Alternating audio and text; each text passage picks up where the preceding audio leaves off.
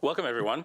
I now call the July 8th, 2025 regular City Council meeting to order. Please join me in the Pledge of Allegiance.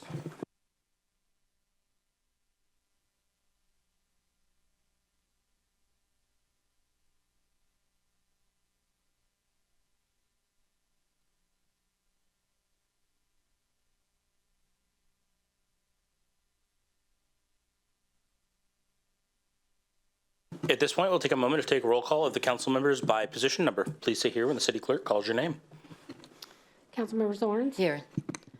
Mayor Thompson? Here. Councilmember Alders? Here. Councilmember Kurd? Here. Councilmember Menke? Here. Councilmember Dodd? Here. Deputy Mayor Alcabra? Here. All present. Thank you. Before we continue with the rest of the agenda, I'd like to reiterate some meeting guidelines. For remote meeting attendees, please speak clearly and pause frequently, and mute your microphone when not speaking. First up on our meeting is meeting agenda approval. Are there any changes to tonight's agenda? Seeing none, we'll move on to public engagement opportunities. The Summer Nights is returned. You can get ready for 6 straight weeks of back-to-back Friday night concerts and movie nights. Grab your lawn chairs, bring your friends, and don't miss the fun at Summer Nights. It's July 11th through August 15th from 6 to 9 p.m. We also have Moonlight on Main, our summer night market series. It's continuing every Saturday into September right downtown here on Main Street. We also have our urban forest survey. The city's working on Bothell's first ever urban forest management plan and street tree inventory, which helps plan for a resilient urban forest. Take a brief survey to help shape this important work, open now through July 13th. Next up is public comment. The city has accepted public comment in writing as well as sign-ups for those who wish to speak at tonight's meeting. Written comments submitted to the city clerk no later than 3 p.m. today were forwarded to all city council members and are part of the record. When the clerk calls your name, you will have 3 minutes to speak. Please note that council will receive your input, but we do not engage in discussion of these topics, and staff will make note of items requiring follow-up. City clerk? Thank you, Mayor Thompson. We received one written comment that is from Christina Somoff regarding environmental protections and climate collapse. You've all received a copy of that, I believe. We do not have anybody signed up to speak this evening. However, if anybody is in the audience and wishes to do so, please step to the podium, state your name, and you will have 3 minutes. And we do also have one person that just raised their hand, so I'm going to, in the virtual audience, I'm going to panel them in.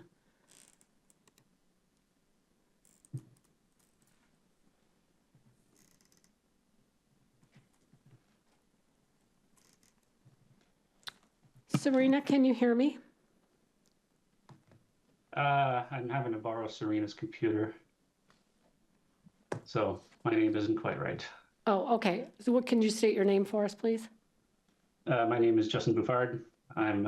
Was a resident of Bothell for about 13 years, and I just wanted to speak in favor of a vote that's upcoming, which would be the one related to parking restrictions. For a long time, I felt that the required parking mandates were not great for housing. In my case, like I could create a second ADU, but because of the parking mandates, I can't right now. If that goes away, then I could move forward with that project. And I also have another option to build some townhouses, but the size of the building is being dictated by the parking mandates, which makes the buildings like less human friendly because we have to make room for cars when there's plenty of room for for parking otherwise. So it was really the third parking spot that wasn't so great. So there were 3 times I've encountered that real estate transactions or projects would have been like most of the discussion more or less revolved around parking. So I'm glad that this will go away.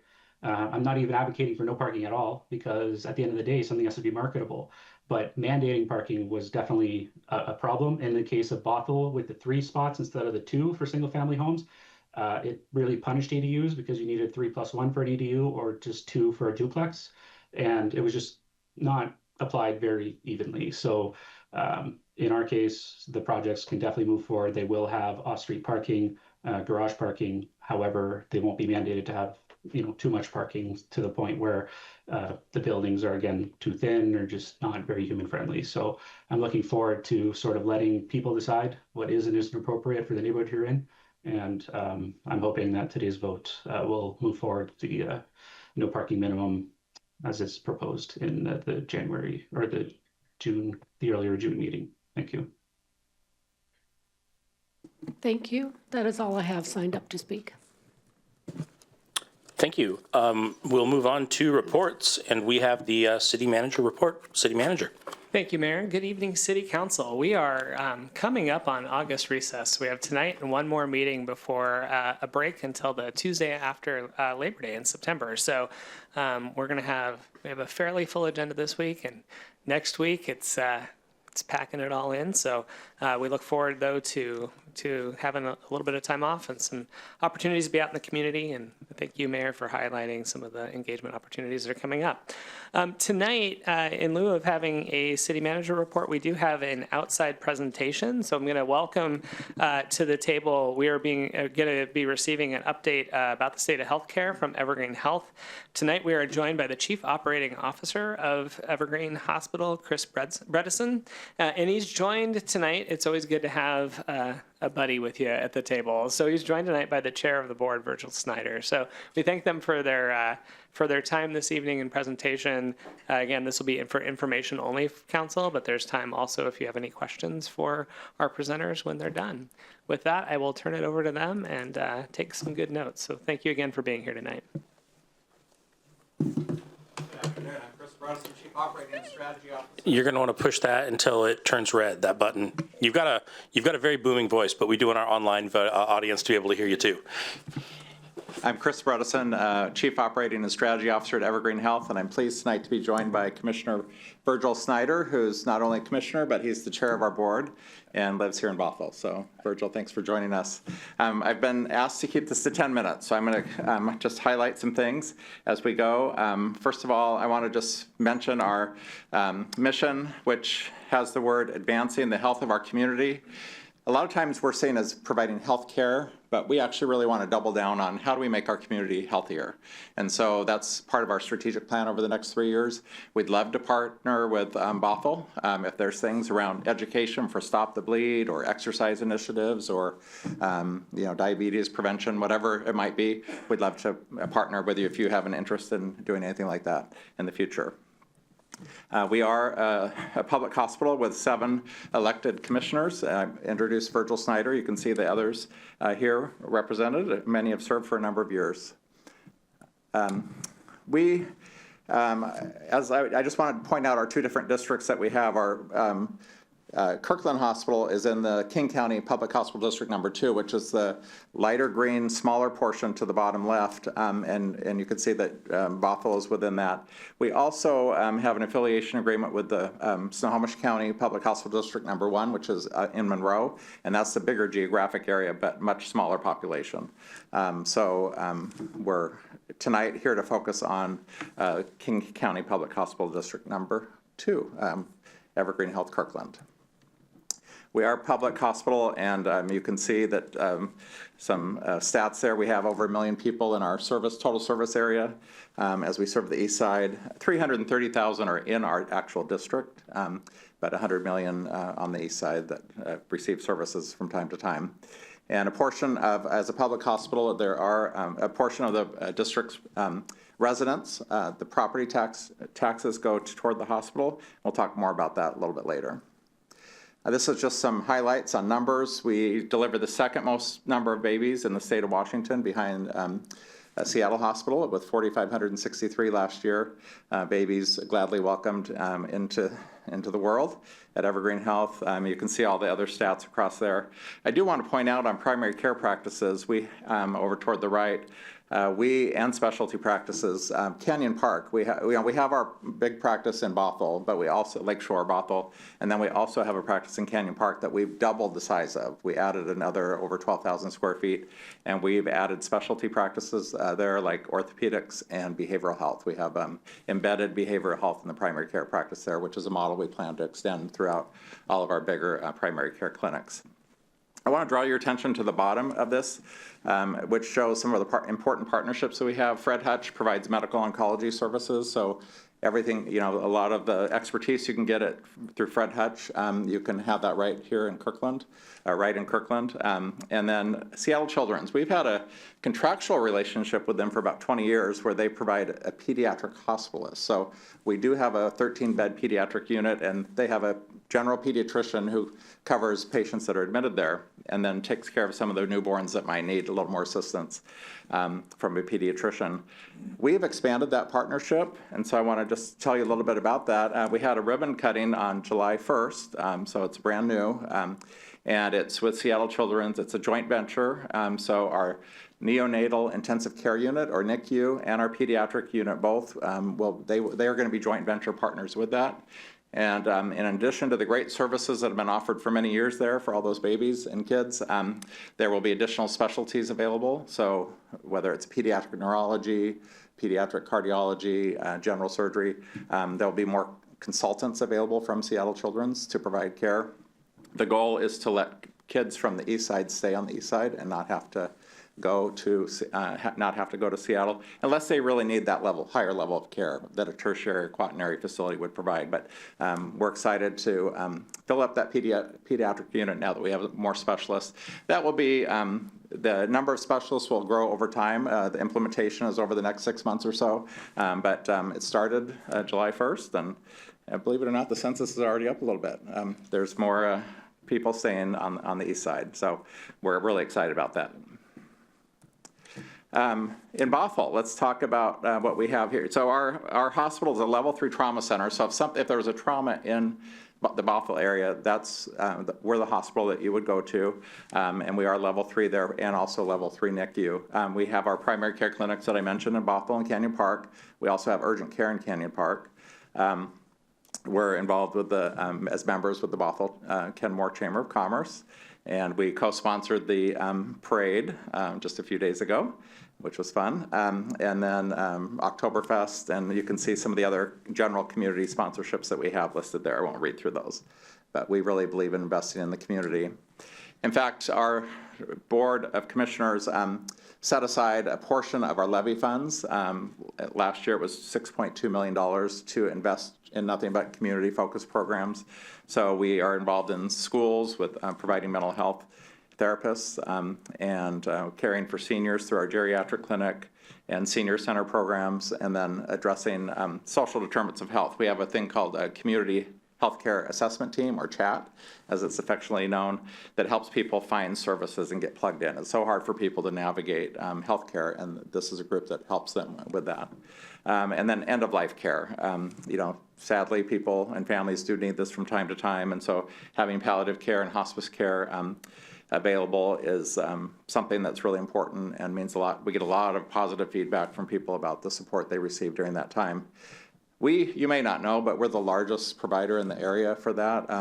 In Western Washington, we have 2,500 patients in the community getting care. So we talk a lot about the hospital, but there's 2,500 people getting care in their home, whether it's home health or hospice. We don't seek awards, but it's always nice to be recognized.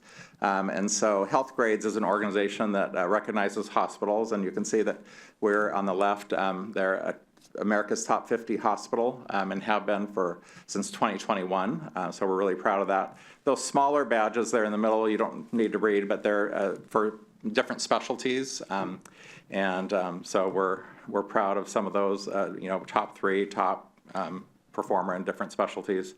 And then, the American Heart Association also gives out awards.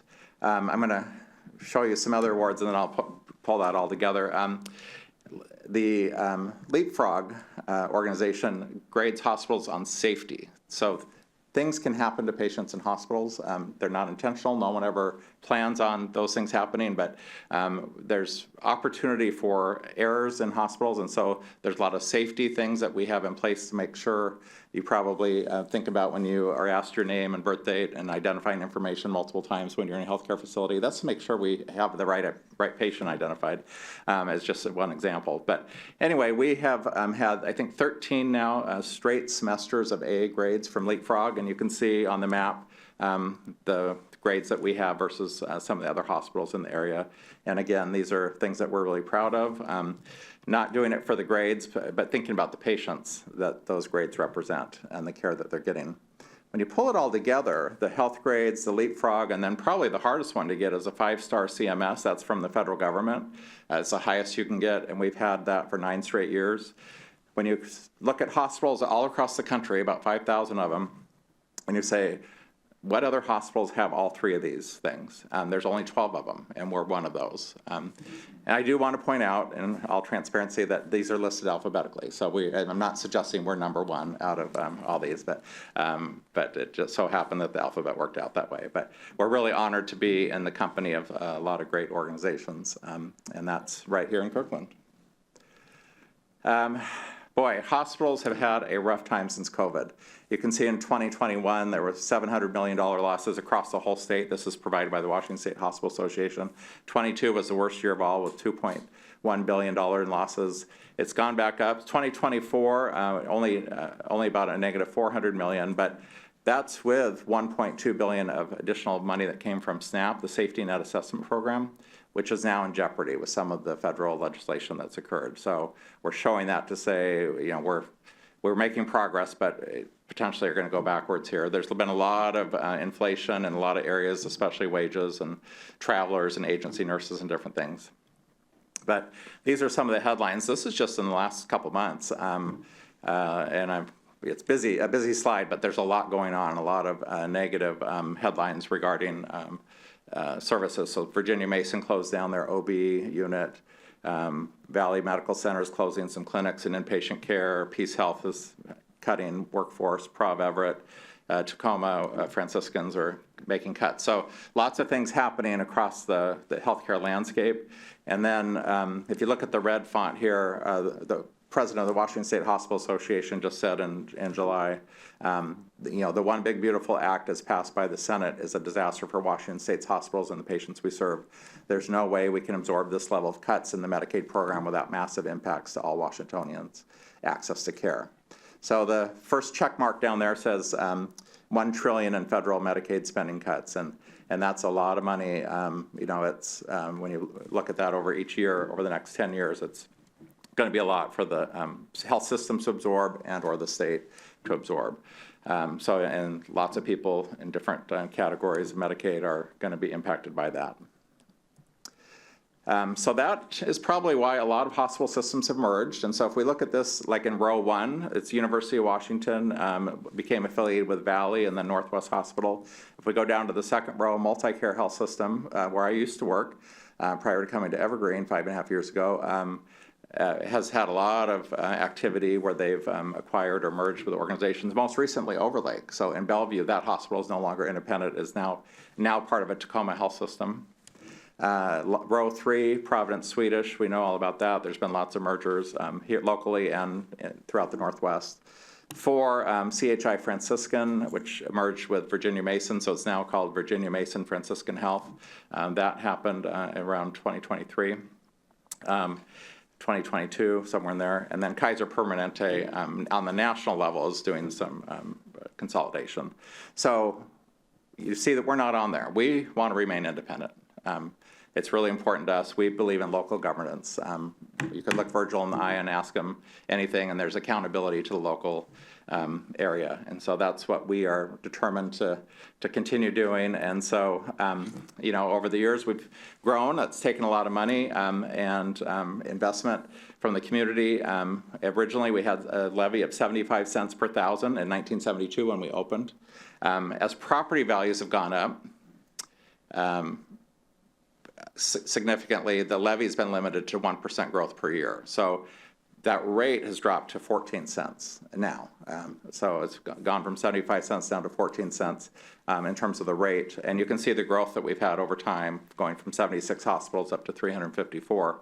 And there's still demand for more growth and more services. So we're working on some things to address that. If you look at this and compared to other public hospitals in the state, which there are 38 public hospital districts, 37 have hospitals. There's one that only has a clinic. I think that's on Vashon Island. But you can see that we're King County number 2. We're tied with the bottom three in terms of the amount we get per thousand in terms of the rate. And so we're, it's probably time for an adjustment. If we look at the pie chart, you can see for this area, it's about, the tax bill is about 1.6% of the total tax bill that goes in. And so that's the current, how the current levy works out for people who live in the Bothell area. So we are, I'm not here to talk about the levy tonight, but just for awareness, we are going to be having a vote on August 5th. And there's information available on the website if people are interested, but that's not what we're here for tonight. We're here to talk about the state of healthcare and to answer any questions. So I may have done it in 10 minutes, but I'm going to stay on that slide in case people want to go to the website. But we're happy to take any questions.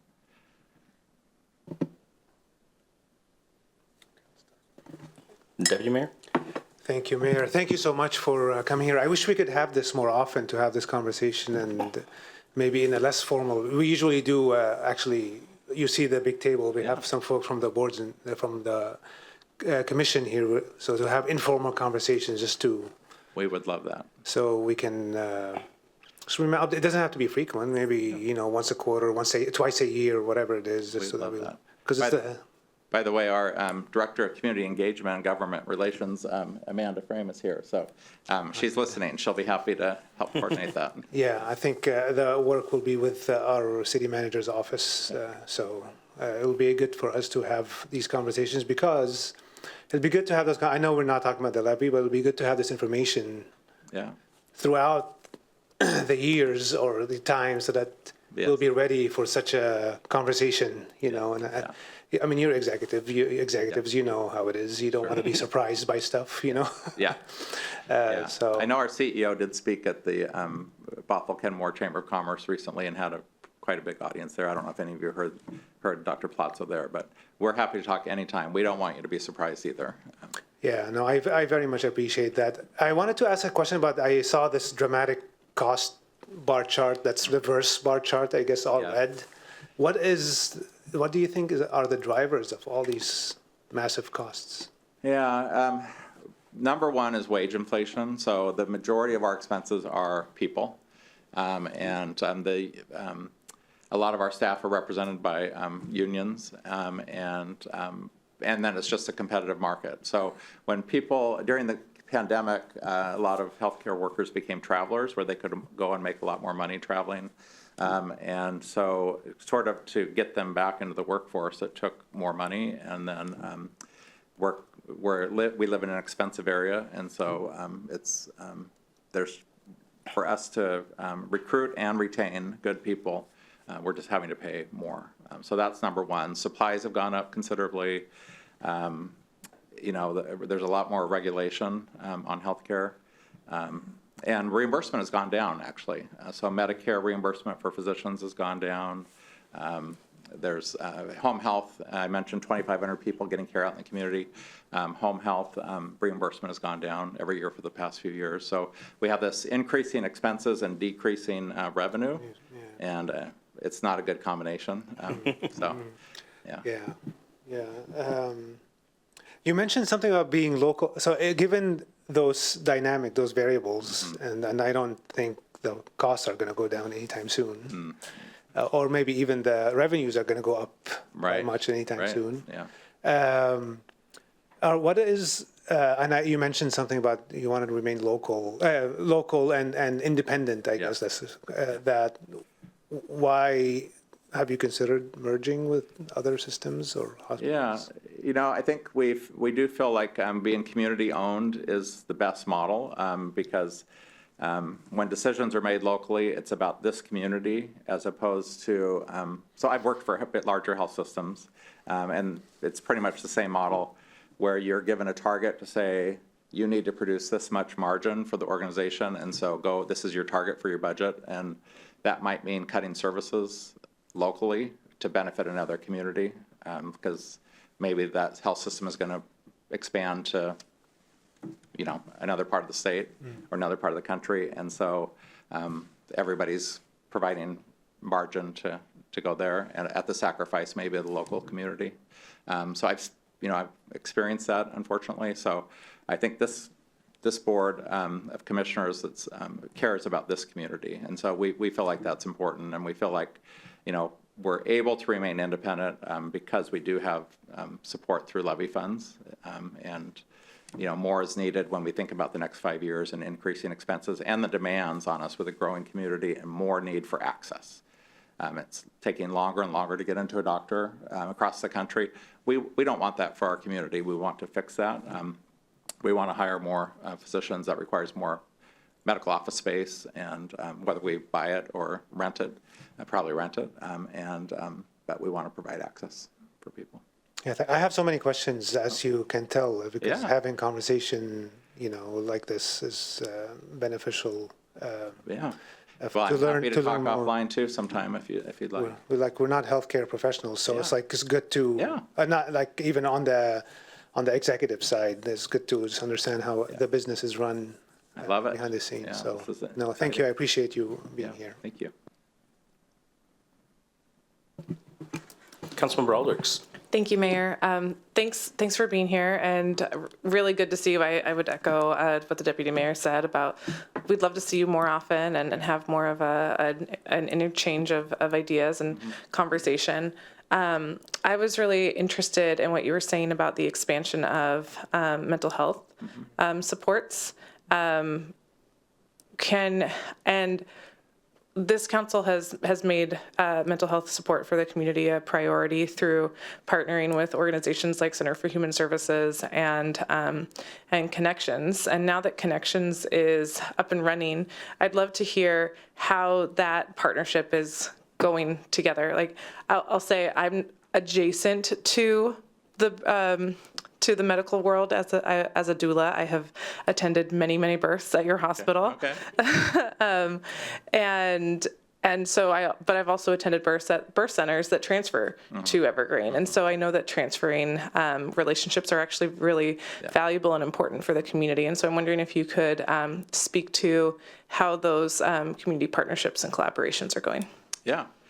I attended the Connections grand opening, and we're very excited about it. Our emergency physicians and staff were especially excited because the emergency department isn't the right place for patients that need that type of care. So the ideal situation is if someone gets picked up and needs assistance, they go there. But if they need a medical clearance, let's say they were in an altercation and need sutures, they come to the hospital, get their sutures, get medically cleared, and then go back there.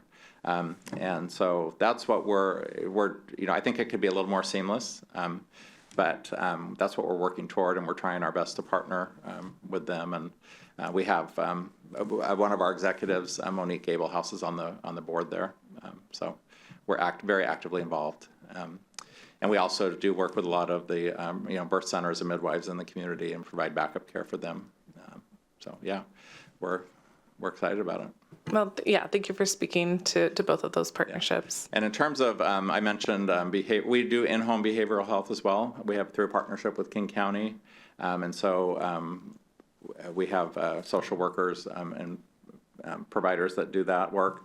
And then we also, I mentioned the primary care-based behavioral health. And so when someone is in their primary care office and they're struggling maybe with depression or something, if they can right away be referred to someone, like maybe someone can walk them down the hall and say, this is the counselor you would see, like they're right there in the same office. That model is really effective, and so that's what we're building. So embedding primary care into our clinics. And we have a couple up and going, and we have several more, and we're getting some foundation support through our philanthropy area to help support that as well.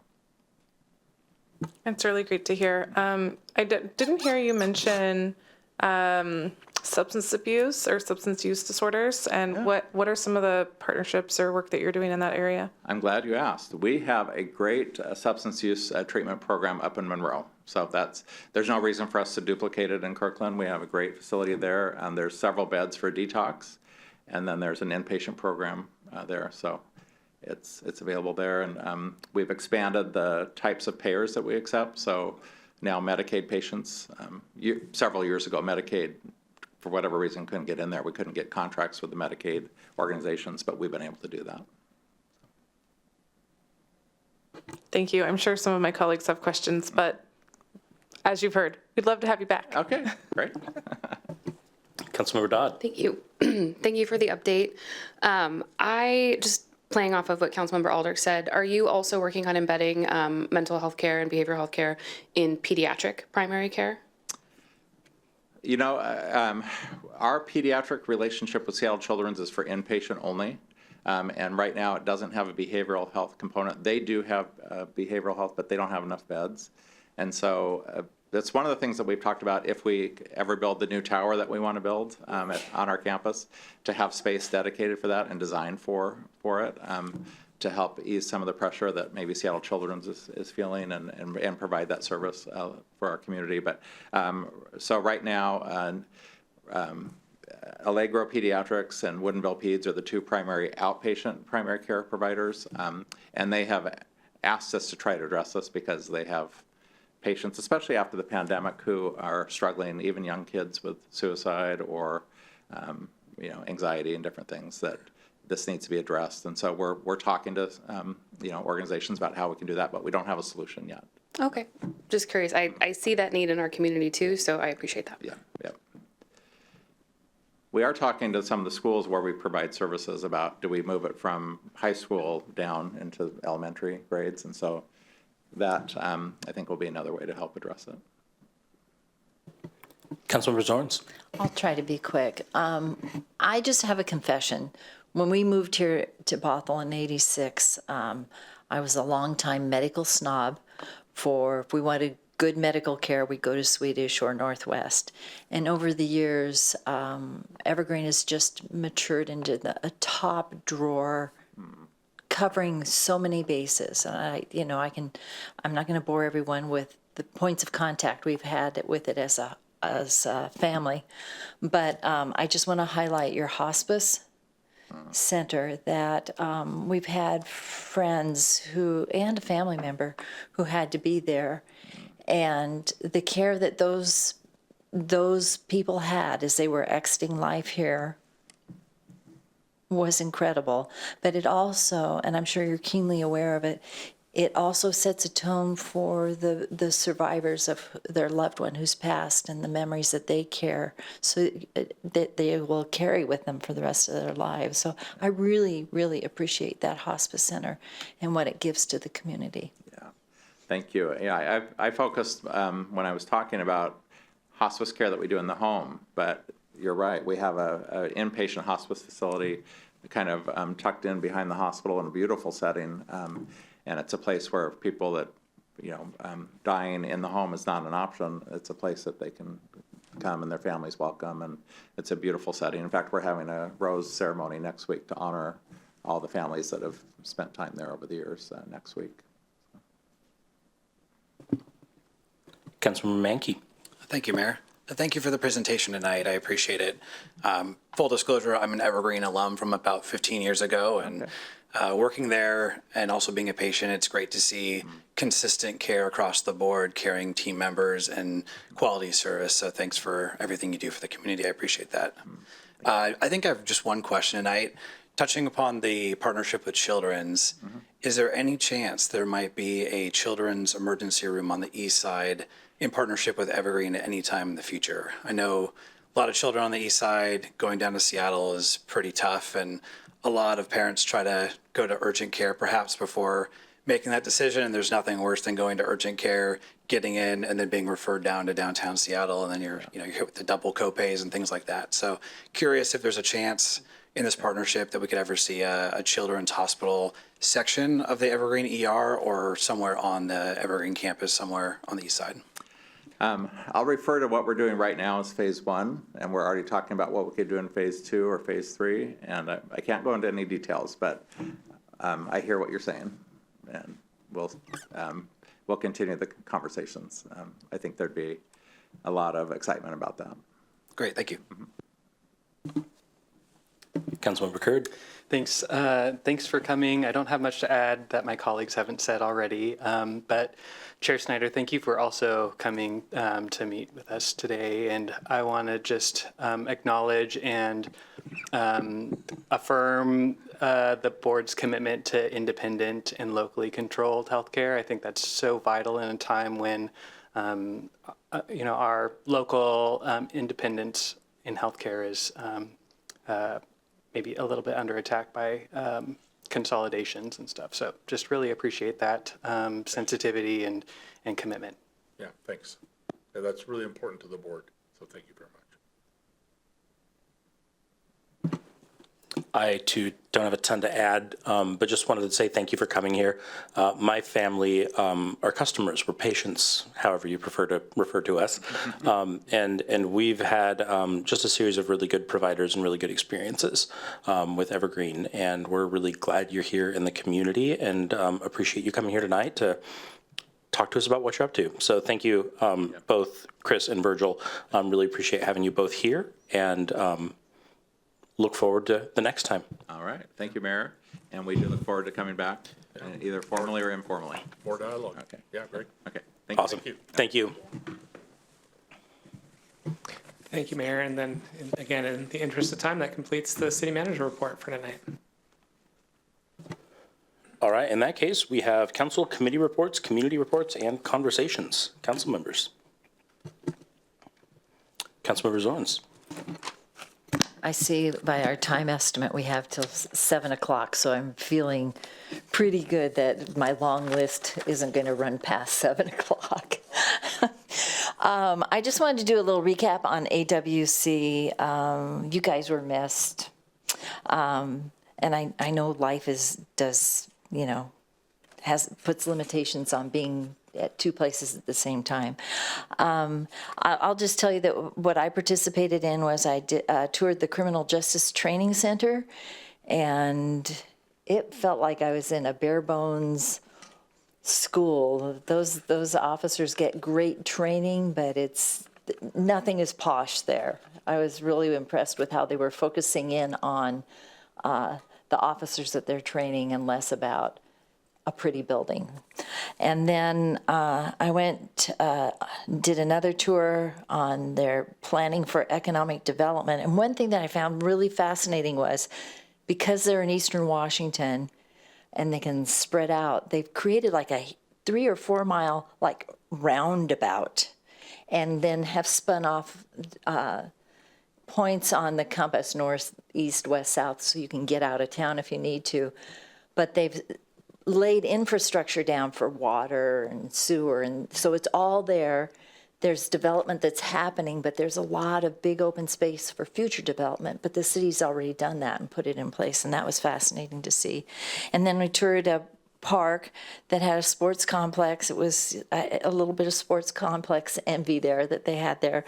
But what I found interesting was they have a splash pad, and it has a lifespan of 13 years, and they're having to repair it. So when it gets to the splash pad planning, maybe you choose something that has a longer life than 13 years.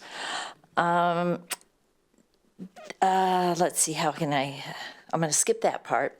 Waseli, it's a Washington Collaborative Elected Leaders Institute that AWC runs. I heard about it last year and I went, that sounds interesting. And now I'm kicking myself that I didn't do it. It's for electeds that AWC has. The registration for this for the coming year may be closed already, but if you're interested, look into it. The goal is to bring, I'm reading off my notes here, to bring a strong center where people want to be collaborative.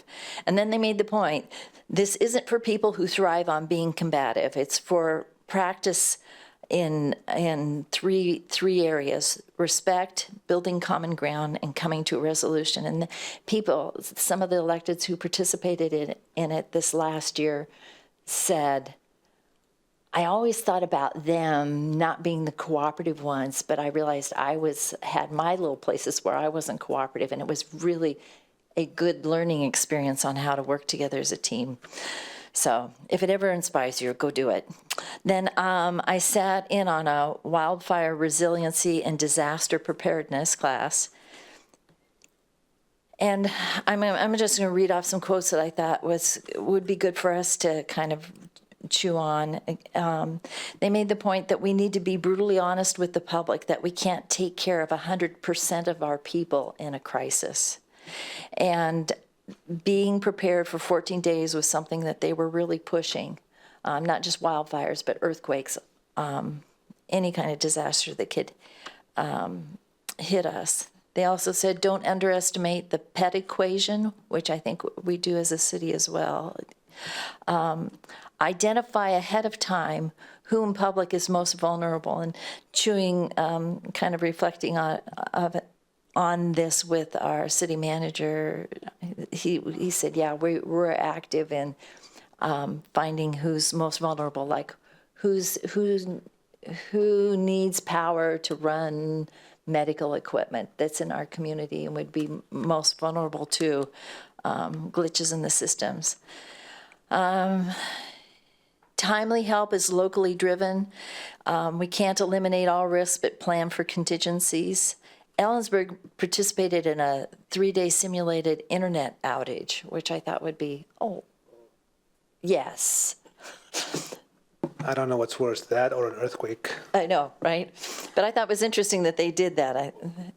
At first blush, I think, oh, that'd be fine. And then I'm like, but all the things that are, connected with that.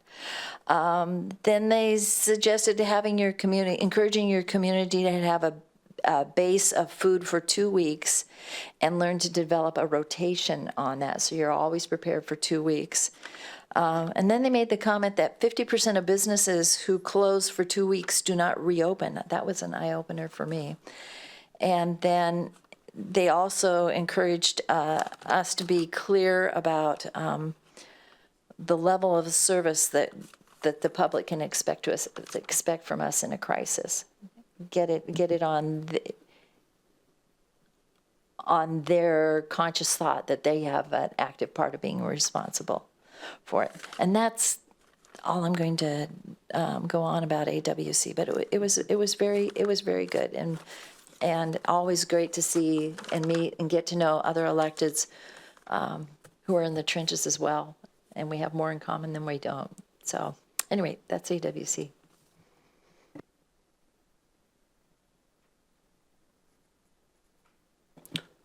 All right. I think that's it. We say what? Yeah, we'll do that. We're going to take it's 6:42. We will reconvene down there for our study session with the Arts Commission at 6:55.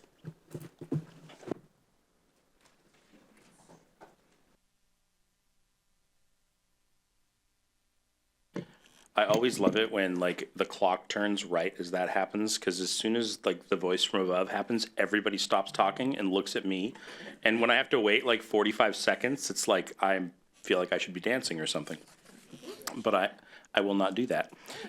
Welcome back to the City Council meeting. Our next agenda bill is 25121. It is a study session, a joint meeting between the City Council and the Arts Commission.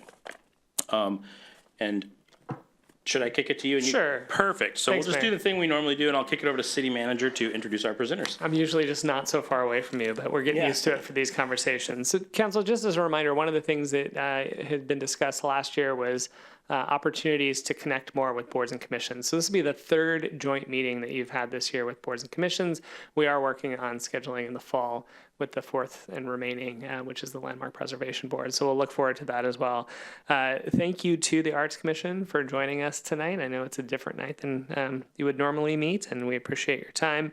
There's about an hour allocated for this conversation. I know it could be there's opportunity to speak for longer, and fortunately you'll be able to connect in the community at times as well. So with that, I'm going to turn things over to Danae McGee, who is the staff liaison to the Arts Commission. She's also joined by Parks and Recreation Director Nick Stroop, depending on questions that come up. But there are 4 questions that the commission has posed or proposed for the conversation tonight, and we look forward to the dialogue. With that, I'll turn it over to Danae. Thank you, Kyle, and thank you, Council. On behalf of the Bothell Arts Commission, I know this is something that they've been looking forward to, so we really appreciate this opportunity. Tonight's agenda includes introductions. We'll follow up with that with a quick overview of the Community Cultural Plan that was adopted by Council in 2020. We advance our cultural plan through our program of work. We'll talk about some achievements that we've seen since 2023, and then we'll dedicate the majority of our time together in open dialogue between the Arts Commission and Council, where we can talk about arts and culture for Bothell as well as for visitors. I would now like to introduce the Chair of the Arts Commission, Mary Beth Turk. Thanks, Danae. Hi, everyone. Thanks again for inviting us to be here tonight. We are all very excited to be here and really welcome this opportunity. So thank you for that. Before we go into the rest of the agenda, the introductions, we're just going to ask everybody to go around, introduce themselves, and then just say how long they've been on the Arts Commission, as well as how long they've been a resident of Bothell. So with that, I'll turn it over to Holly. Okie doke. I'm Holly Hughes. I've been on the Arts Commission for about just over 3 years now, and I have been a resident of Bothell for about 6 years. I'm Kylie. I've been on the Arts Commission for 5 years, and I've been a resident of Bothell for 20 years. We're going to get equal treatment here. My name is Jenny Aldrich. I've been on Bothell City Council. This is my 4th year.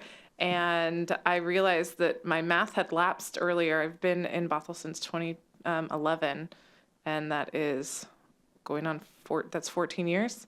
I was saying 11 for a while. And apparently I just skipped some years there. My name is Amanda Dodd. I'm coming up on 3 years in October on the City Council, and I've lived in Bothell for 32 years.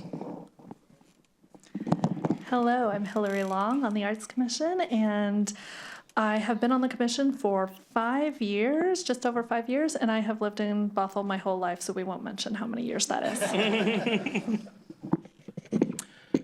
My name is Mason. I have been on the City Council since 2020. I've lived in Bothell technically since 2014, most recently, when my house was annexed back in, but I have lived in Bothell for a long time before that as well. And I moved away and Bothell came back for me.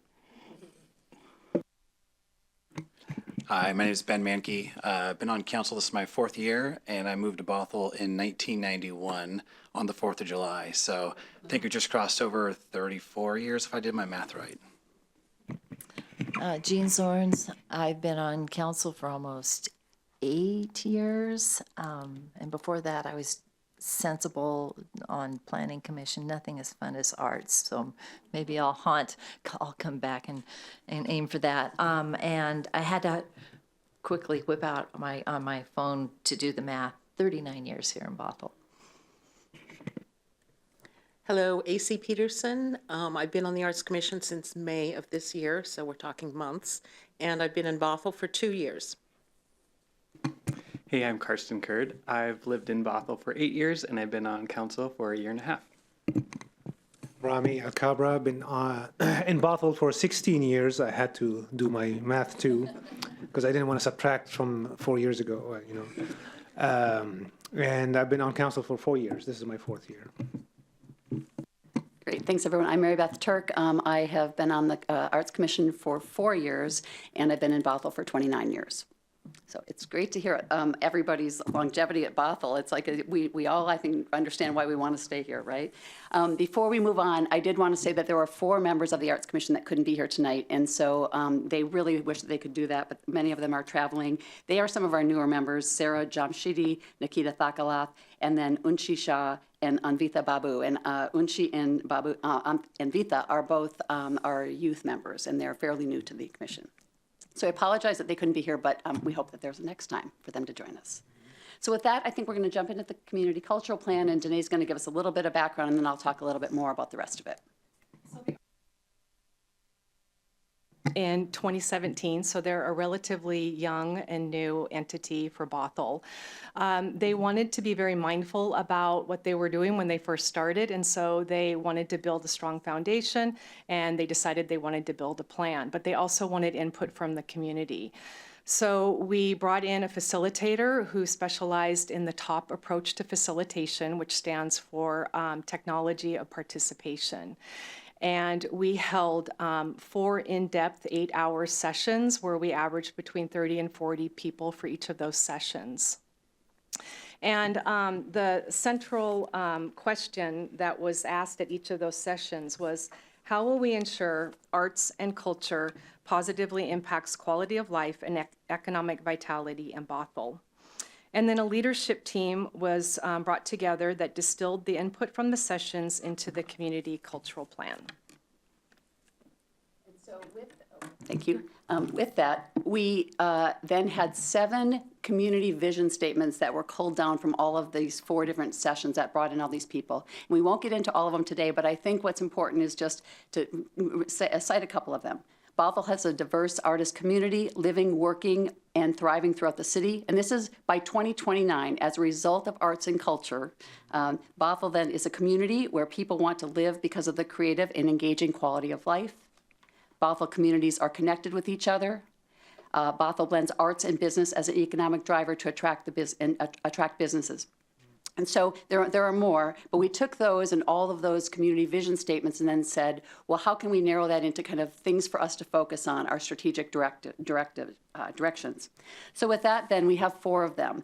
One is to publicly demonstrate the importance of art, nurturing and promoting our artist community, regularly engaging and responding to our community, and developing a sustainable arts infrastructure. So this was really a 10-year plan, and we, using this all along as our guide. So you're going to hear a lot about our program of work, some things that we've done, what's on the horizon, and from some of the other folks here in a minute. But before we do that, last November, we had the opportunity to kind of have a 5-year assessment. So we had a study session back in November where we looked at all of this and kind of, this has been a plan that we've actively used. Unlike many plans that I've worked on in my professional career that sit on a shelf, this is truly one that the Arts Commission has used throughout everything that we do.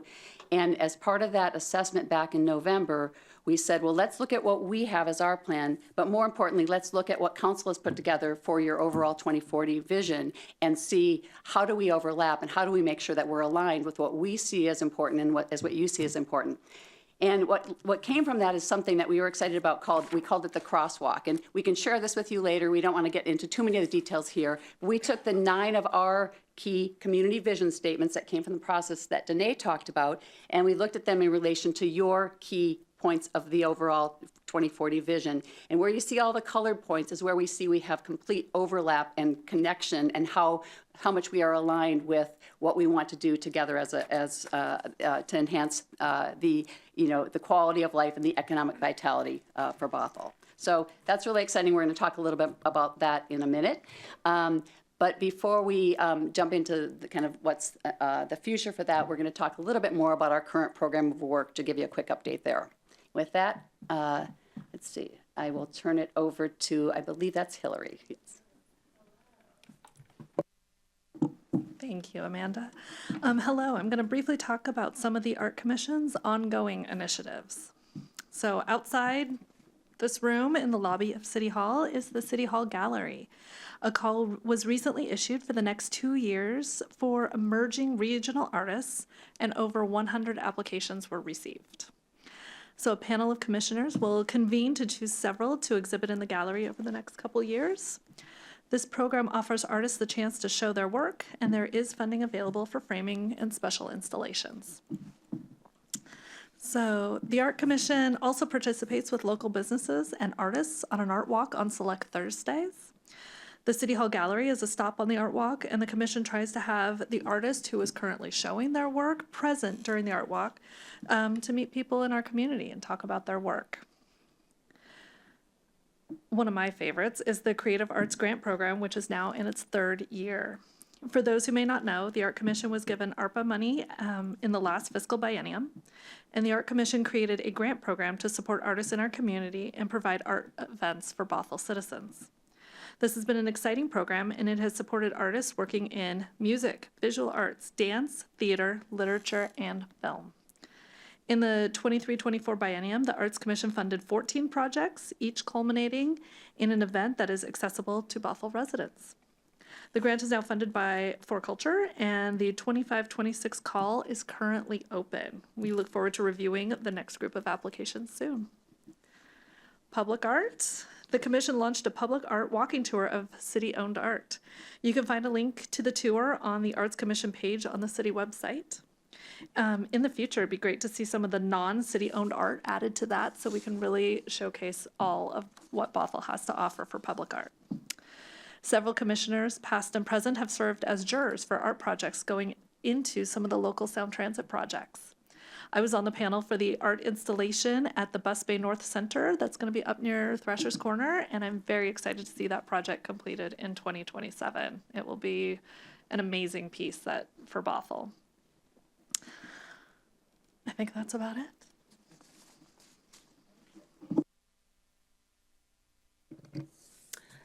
Excuse me, I'm going to talk about new initiatives, which we hope to get going very soon. First one is an artist meet and greet.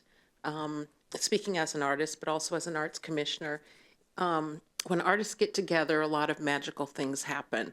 And so it would be great to, once we figure out how we can get folks to opt in, and maybe this is a twice yearly event, and maybe it's around the art walk or an opening of the gallery or something else, just so they can meet and greet in an informal setting. So that's the first thing. Artist Spotlight. This is something that Begin at Bothell has done. Speaking as an artist, I was the recipient for my work. And I think that as we go forward, any public event, artist event would really benefit from this to get the word out to Bothell residents. And also just people on Facebook. So many people responded to me that live all over Washington State because they saw it in their feed. So that's a really great way to show what we're doing.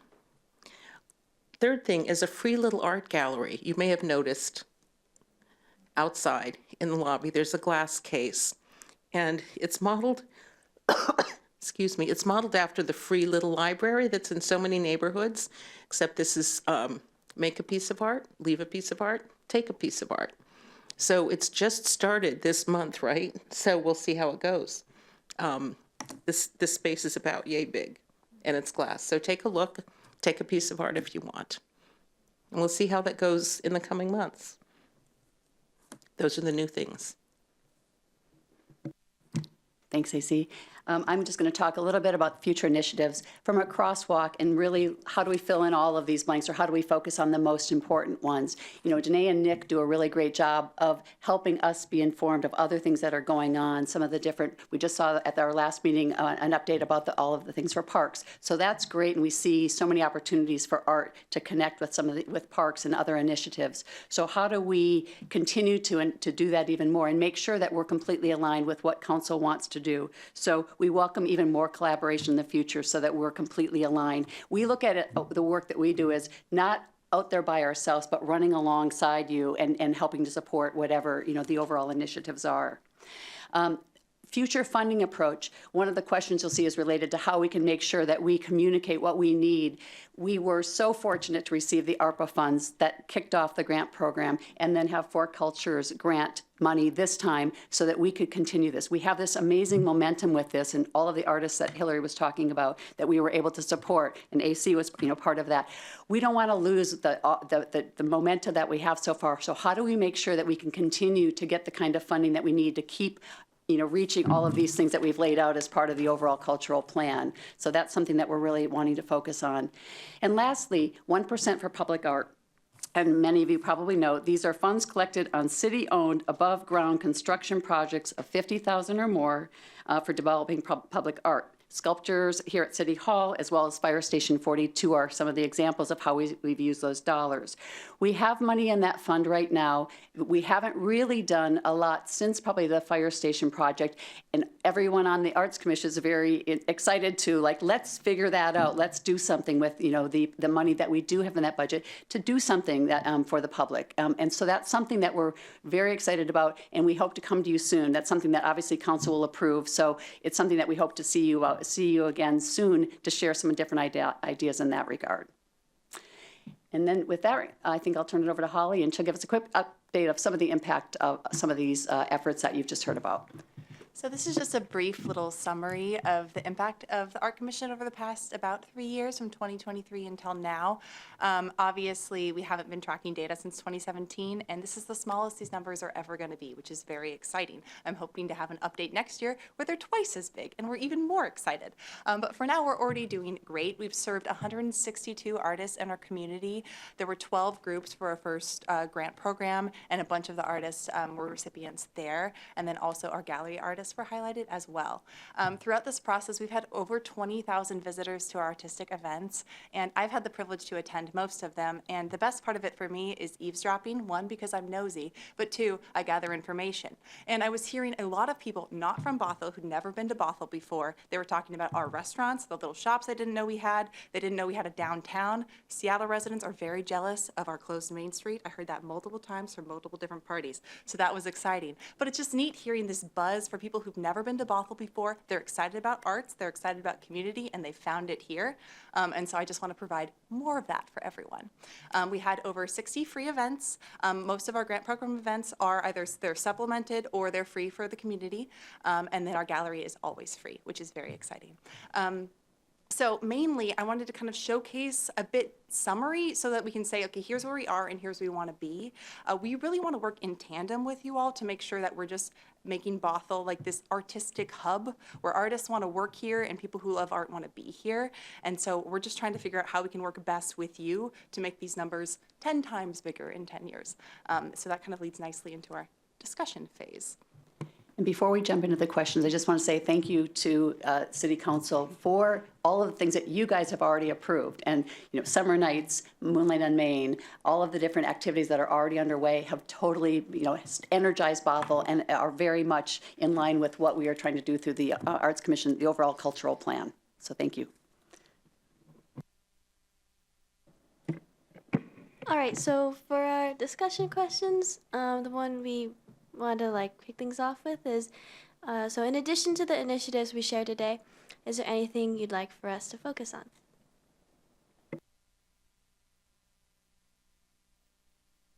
This is where I get really excited, and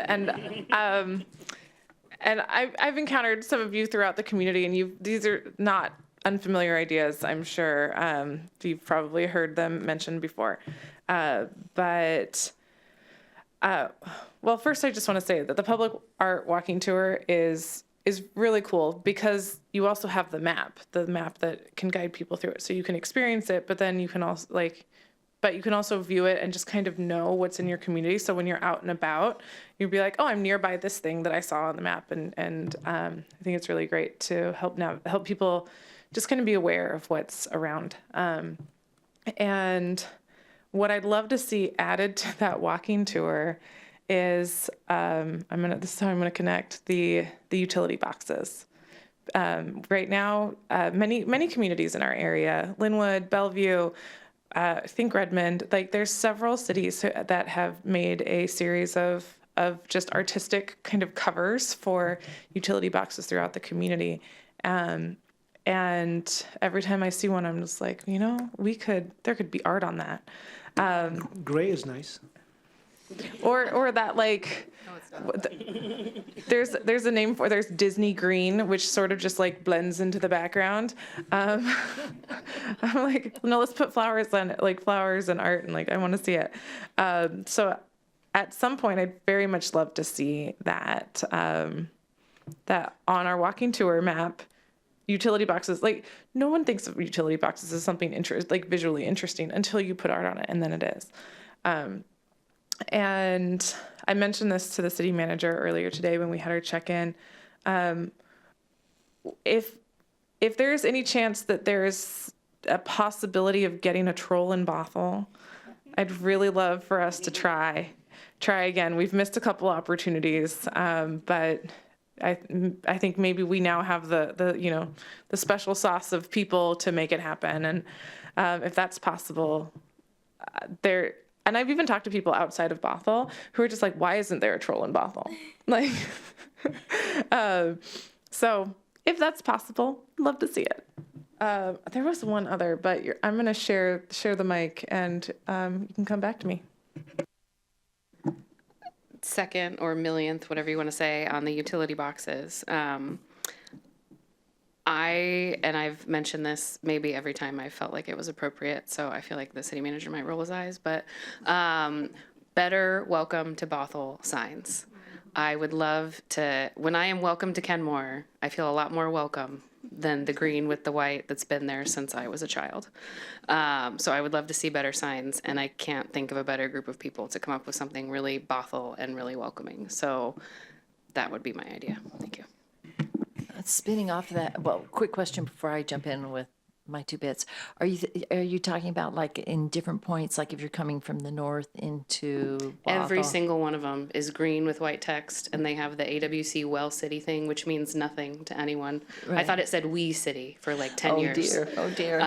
So all of them. And for like 3 of those years, I was on the city council. As some of us are just learning, that's Well City, and it's a great program, but it is perhaps not the program I would choose to highlight. Yes. That's a great idea. There's a couple of things that are on my wish list. And I know it's not all about me, but I love more performing arts. Being a hardcore dance mom, I mean, I love Bunheads. I love Highland. I love it all. And theater is fantastic. I would love, I'm sure we had this discussion before, I would love to have, we're really shy on some really cool sculptures. Richard Beyer, who did, he's gone now, but did Waiting for the Interurban, and State of Oregon and Eastern Washington have tons of his sculptures.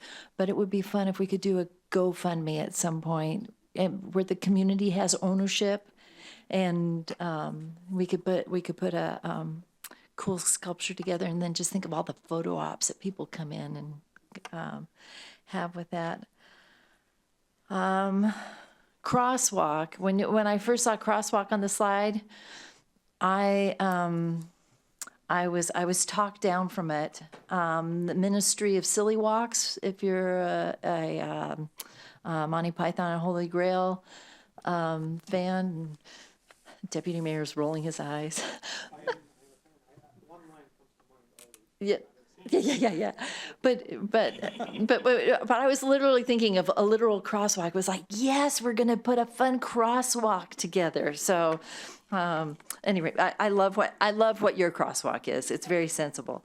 But yes, if we could do a GoFundMe and get some real Oh, I know the other thing I was going to say. There's a couple of local artists who do native art, and they do it on buildings. That are just gorgeous. They're really powerful. So if you ever end up with a connection with someone who could do something like that for Bothell, I would be your #1 fan. I'll triple the utility box idea. I think we see that. If you go up to Linwood, there's a lot of them covered up there, which is pretty cool. Similarly, there's going to be a lot of construction in the city. There is right now, and there will be more.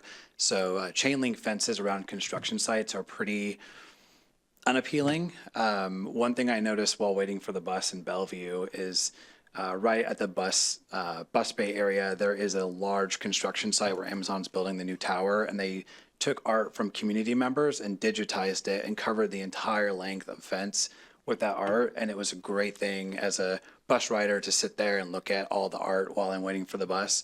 And it also, added some great aesthetic to the bus station there. So I think if we could find a way to do something like that in town, that would be great. I know we've got a city property over down the street. I believe it's fenced now with chain link, but It's been a while since I walked by there, so that could be potential first place to do that. I've also seen things, San Diego Airport's doing a massive expansion of some of their terminals, and one simple thing that they did is they just took a plain cover on the chain link fence and they cut smiley faces all over it. And so when you're sitting there or driving by, you just see this wall of smiley faces so that the wind doesn't blow over the fences. And that's just a very simple, I think, fun thing to do that just makes people smile as they drive by. So it doesn't have to be expensive. It could be something like that. Another one, statues and art pieces that people can take a picture with. I think of in Milwaukee, down by the river, there's a statue of the fawns. It's called the Bronze Fawns. And it's so like, it has so many pictures taken with it. It's changed colors, kind of like the bowl in New York City. So if we had something like that we're thinking about as we think about reinventing the park at Bothell Landing, something that people will come to take a picture and just stay around it because they discover that there's so much more to see, food to eat. That would be of interest to me. And then not to steal Councilmember Zorn's thunder, but she brought up this idea of blade signs for specific neighborhoods a few years ago. I believe it's Palm Springs that has them. Each neighborhood has their own creative, unique blade sign that residents can purchase. They can pay for it and fund it and then put it in their neighborhood on top of the street sign. So it's small, but it's just, creative and unique, something to think about. So I think you brought it up 5-6 years ago, I want to say, and there's code for it. I'm pretty sure there's code for it, but not many specifics about what it costs and that sort of thing. But if the blade signs could be personalized, because they're supposed to have the neighborhood name on them. If the blade signs were like, personalized drivers' car plates, that could be really cool. Yeah, I think it's a play on the Welcome to Bothell signs as well. Like those should be updated. They're very standard and not exciting. So yeah, utilitarian. I mean, I can see why they did that, but blade signs could be just another way to make neighborhoods creative and be unique. I haven't seen anybody in Washington State do it, and it'd be a challenge because you'd have to create a template to address the neighborhood's unique characteristics, and those things change over time. But it could be something, and I know some neighbors who would spend the money. I think it costs like $75 last time I researched it, so not out of the ballpark of being able to do it. And if you got together with a neighborhood and pooled funds, $5 from each person could buy you a handful of signs for the neighborhood. So just a couple things to think about.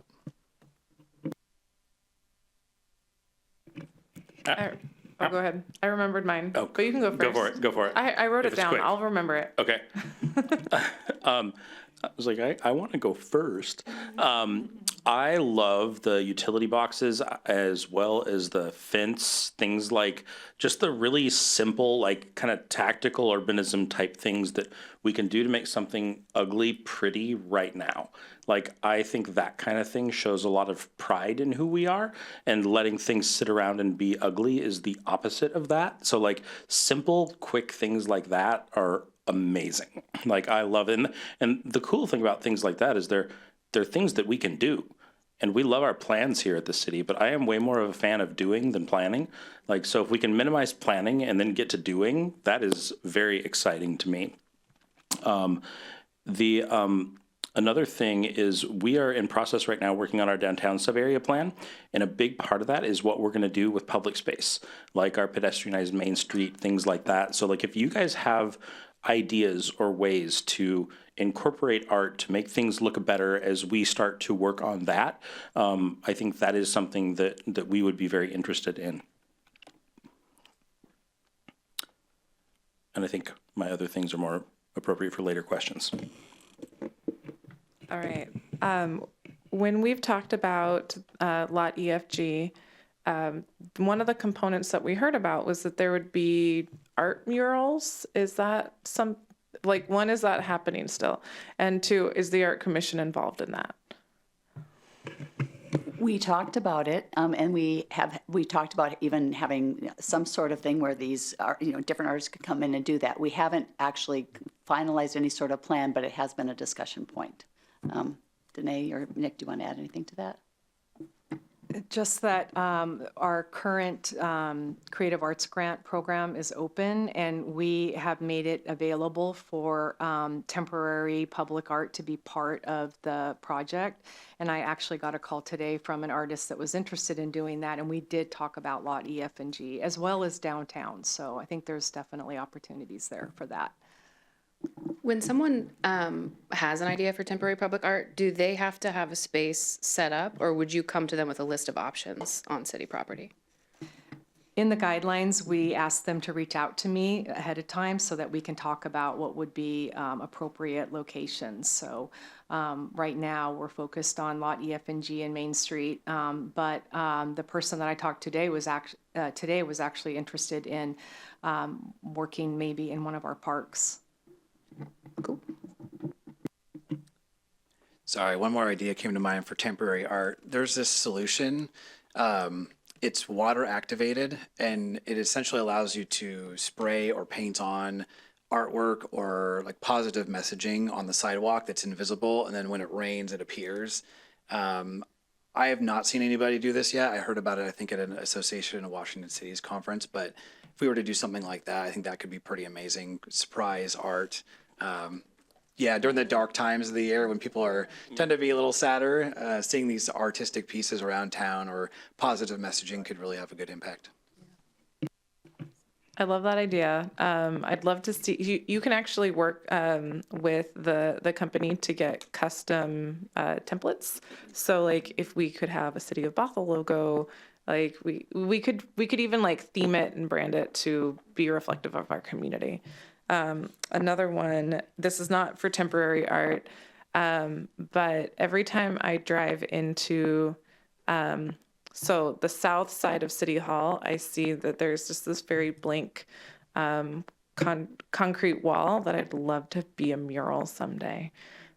So more of a permanent installation, but I think it would add some liveliness and color to the building here.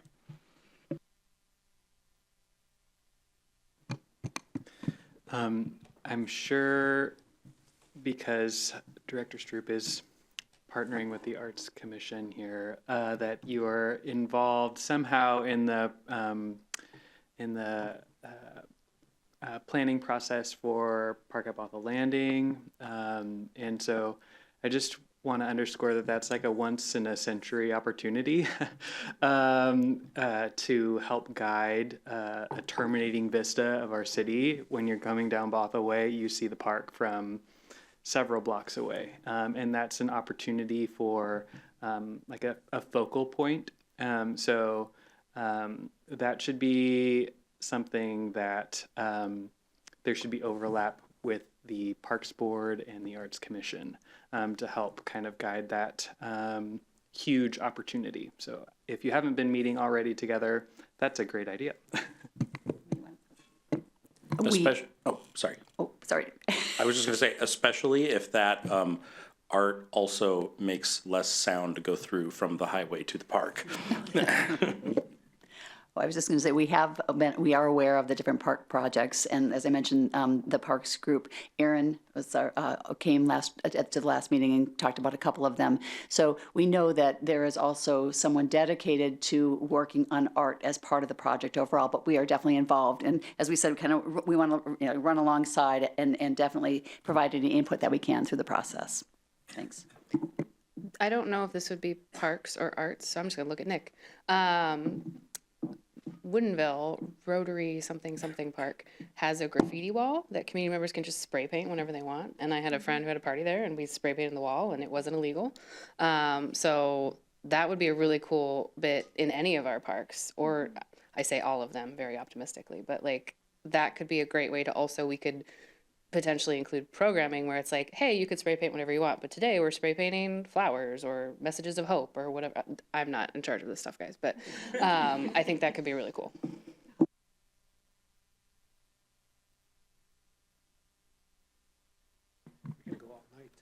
I know, I love it. It's always so fun to talk about this. We're through one question and a little over half of our time.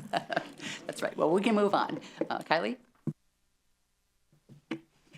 All right, so what's the best way we can help advance any new ideas during budget discussions? I would love to hear from you guys more. Like, one, you're all residents or interested in Bothell, and you can come here whenever you want and talk to us, email us whenever you want. But two, we do get pretty regular updates, like I think quarterly from our Parks Board, and we would love to hear more and just know a little bit more about it. I think one of the things that's really been driven home by these joint meetings is that with boards like the Planning Commission, we get their results as we go to deliberate on like a code update or something that we're doing. That isn't really true with things like the Parks Board and the Arts Commission. So we would love to see that. We did ask, and it started to happen where your meetings are recorded, but just be frequent visitors, get to know us. Like, let's find the coffee shop we both like let's talk more, because I think that would be really helpful. I was going to say, like, not just during budget discussions. Like, you know, if we are aware of something before it gets into budget discussions, like, that's a lot more helpful, I think. And another thing that we've talked about in some of these conversations is wanting people in our boards and commissions to have a path to bring their own ideas and like have a way to bring that forward and say, like, not just like the things that are on the work plan, the thing that we're doing, but if you guys have individual ideas, like a path to bring those to the commission and through the commission, because we would love to hear those. And I know that's something we've talked about, and like, I don't know if there is a path for that right now, or like any of the things you're doing right now have been your individual ideas, but we would love to see more of that. Because like we put you on these boards and commissions specifically because like we liked you. Like, there are always tons of qualified people for boards and commissions, and like we want your individual ideas as well. One point I just would add to that is that when we do have our commission meetings, we have a very vocal crew, and everyone seems to be very comfortable speaking up, and we do try to facilitate that kind of thinking and what are people's different ideas. I think maybe where we've fallen a little bit is keeping that momentum going, and how do we kind of actualize some of these great ideas that people have had. Totally. No, and I mean, I remember from my days on boards and commissions, like, you have these ideas and you're talking about it during the context of a discussion that's just like one of the things we do, because that's mostly what we do, is just the things we do. And just, it would be great to have a path or a way for those things to have a bigger conversation than like somebody brings it up in a meeting, a few people say, oh, that's a really good idea, and then nothing ever happens again.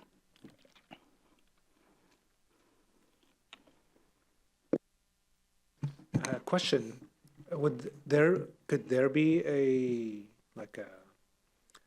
I mean, we talked about informal ways of having the conversations, but is there a more of a formal way that it can, because just to tie into the actual question, because budget discussions are formal discussions, you know, is there a way to make it more formal when ideas bubble up? I don't know. The answer could be, we'll answer it later. I mean, I don't know, but this maybe looking at Nick mostly.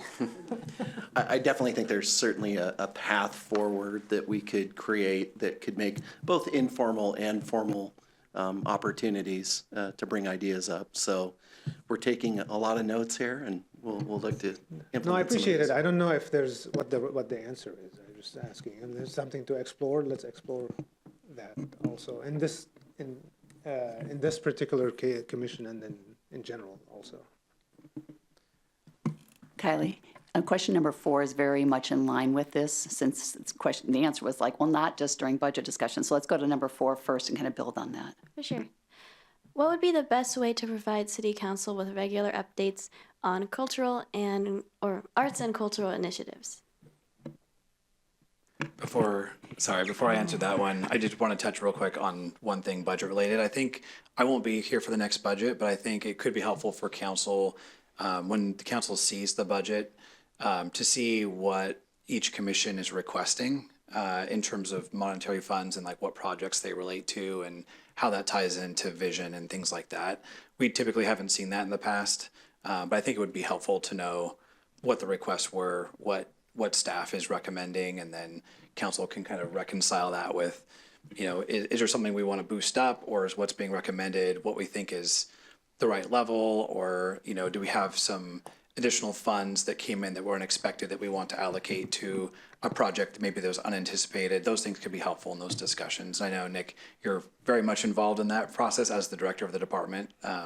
So I think just we trust staff with bringing things to us, but I think it would be helpful to know what each commission. Councilmember Mackey, if I may, just remembering too that the scope and purpose of each board and commission is vastly different. So the planning commission is unlikely to come with a budget request. Yeah. I mean, for the ones like The Parks Board, it has impact on this capital facilities plan, as does actually the planning commission. So you hear from them directly. I think where you're saying though, I think specifically, it really is this board and commission that you would be potentially interested in. So I think there's a process, again, as Nick said, he's taken notes, and I think capturing some of the potential ideas so that they can be weighted against what are the other priorities across the city, and then to your point of flagging what are the things that generated from. But I don't know if every board and commission would be, like, if that's necessarily the goal, or if it would be for ones where there is a specific opportunity of what are the investments in the community. Yeah. If that is a friendly amendment. Yes. Thank you for clarifying. Yes, for ones that do spend. And I don't know if the 1% for the arts, is that up to the commission to determine spend, or does that come before council?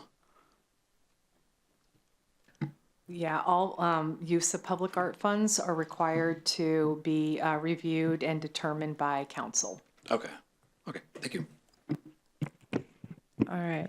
I am going to answer 2 and 4 and maybe even circle back to 1. So when it comes when I was on the planning commission, one of the tools that we learned that we had available to us was we could write letters, like form a subcommittee and write a letter to council, and that could be presented in public comment.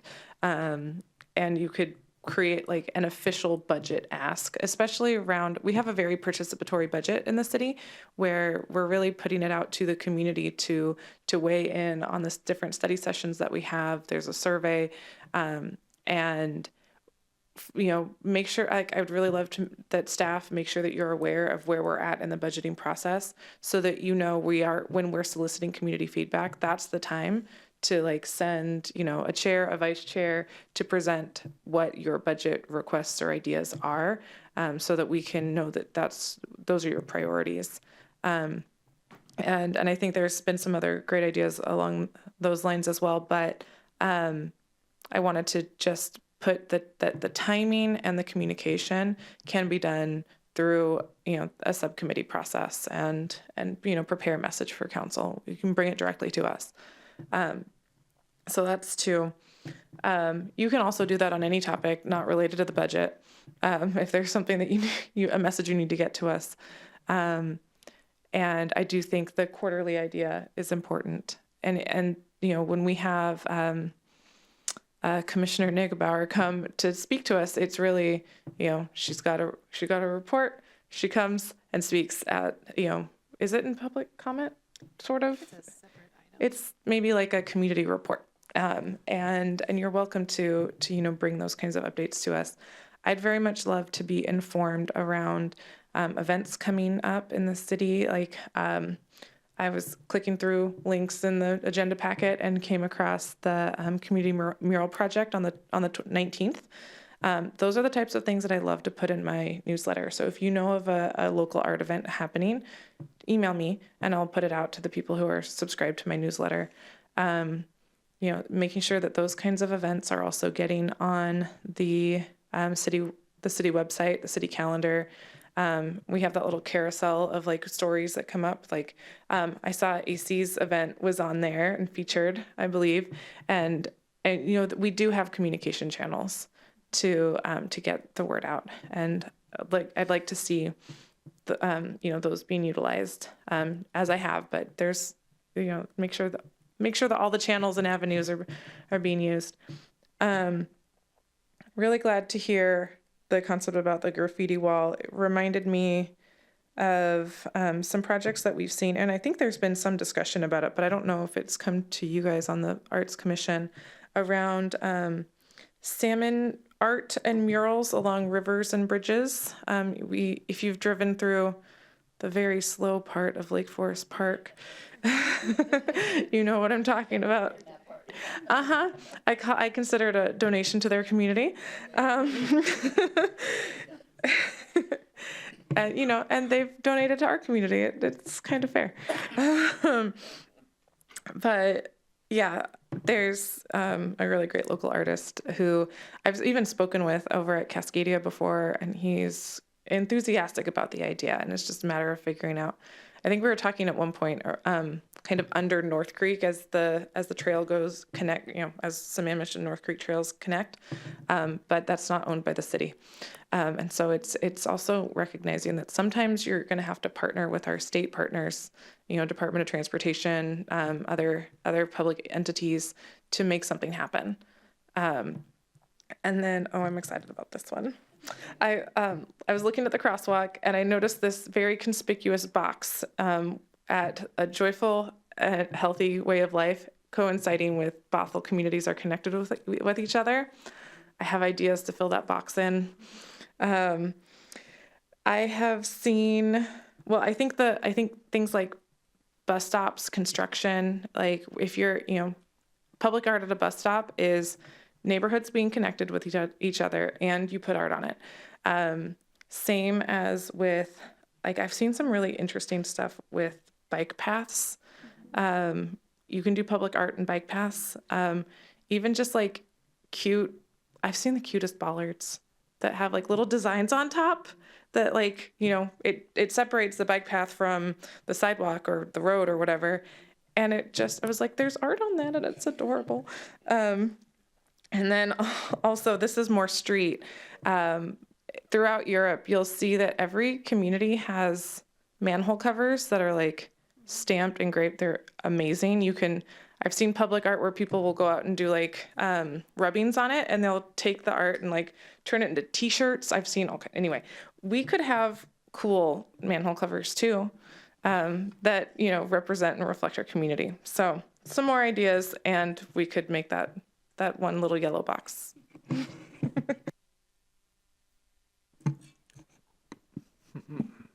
Faster than you this time.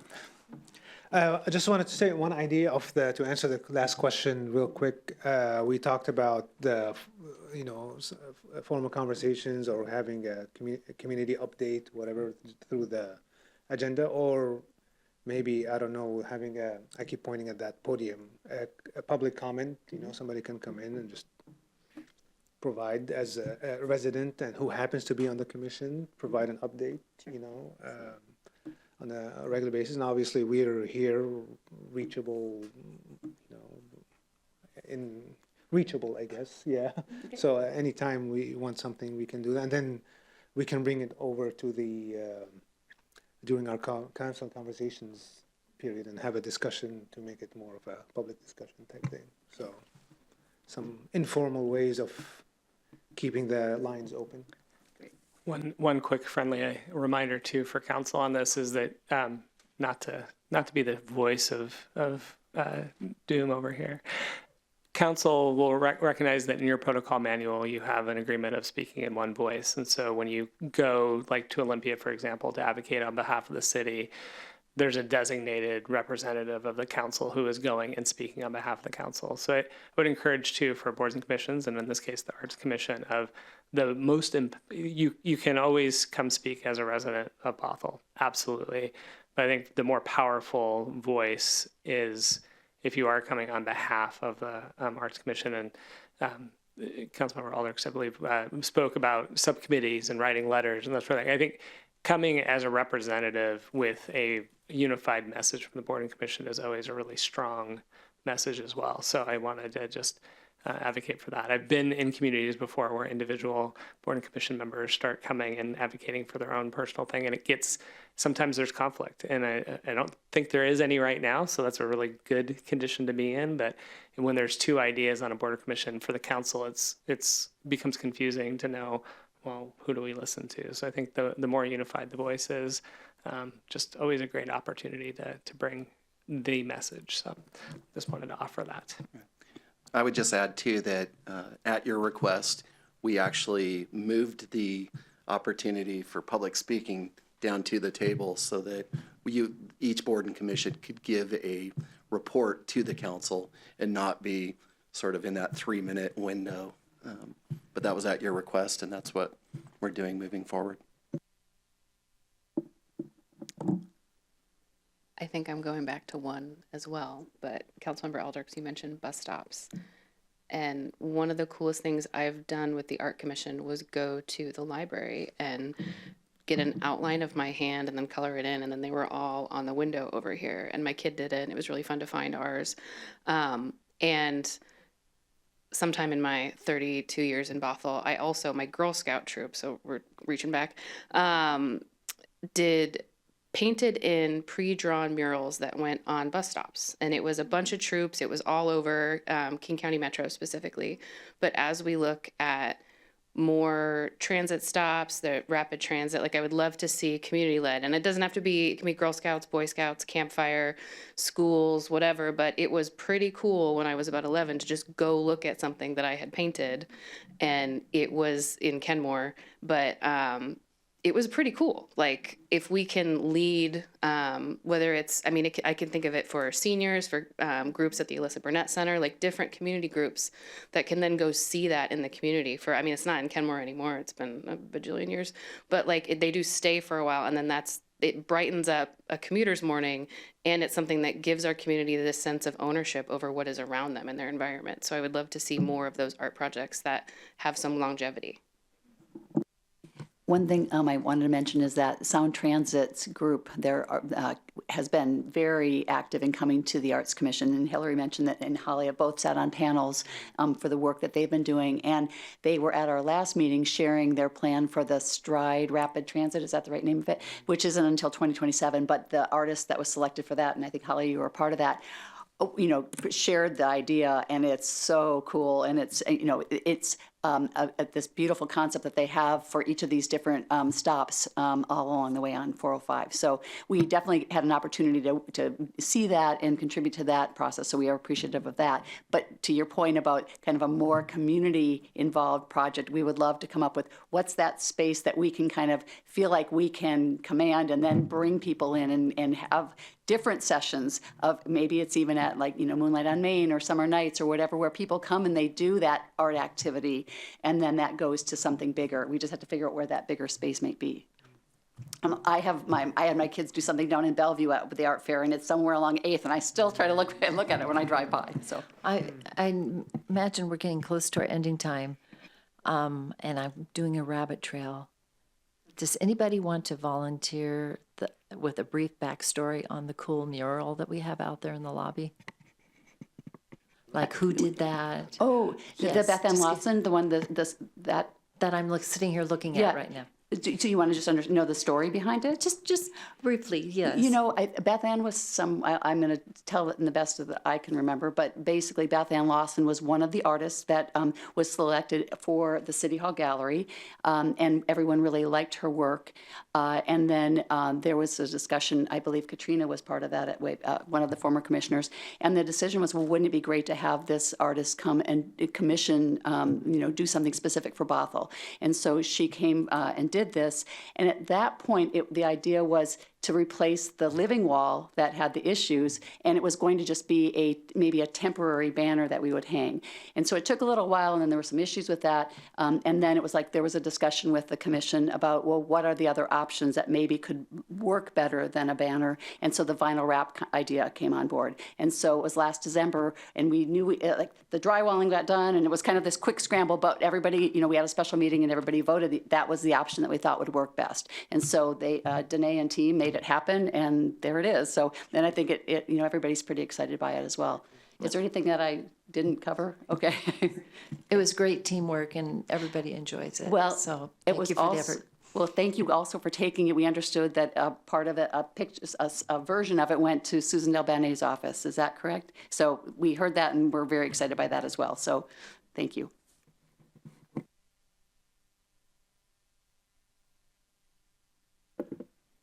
I just have a couple quick questions toward the end. I love that we have our cultural plan.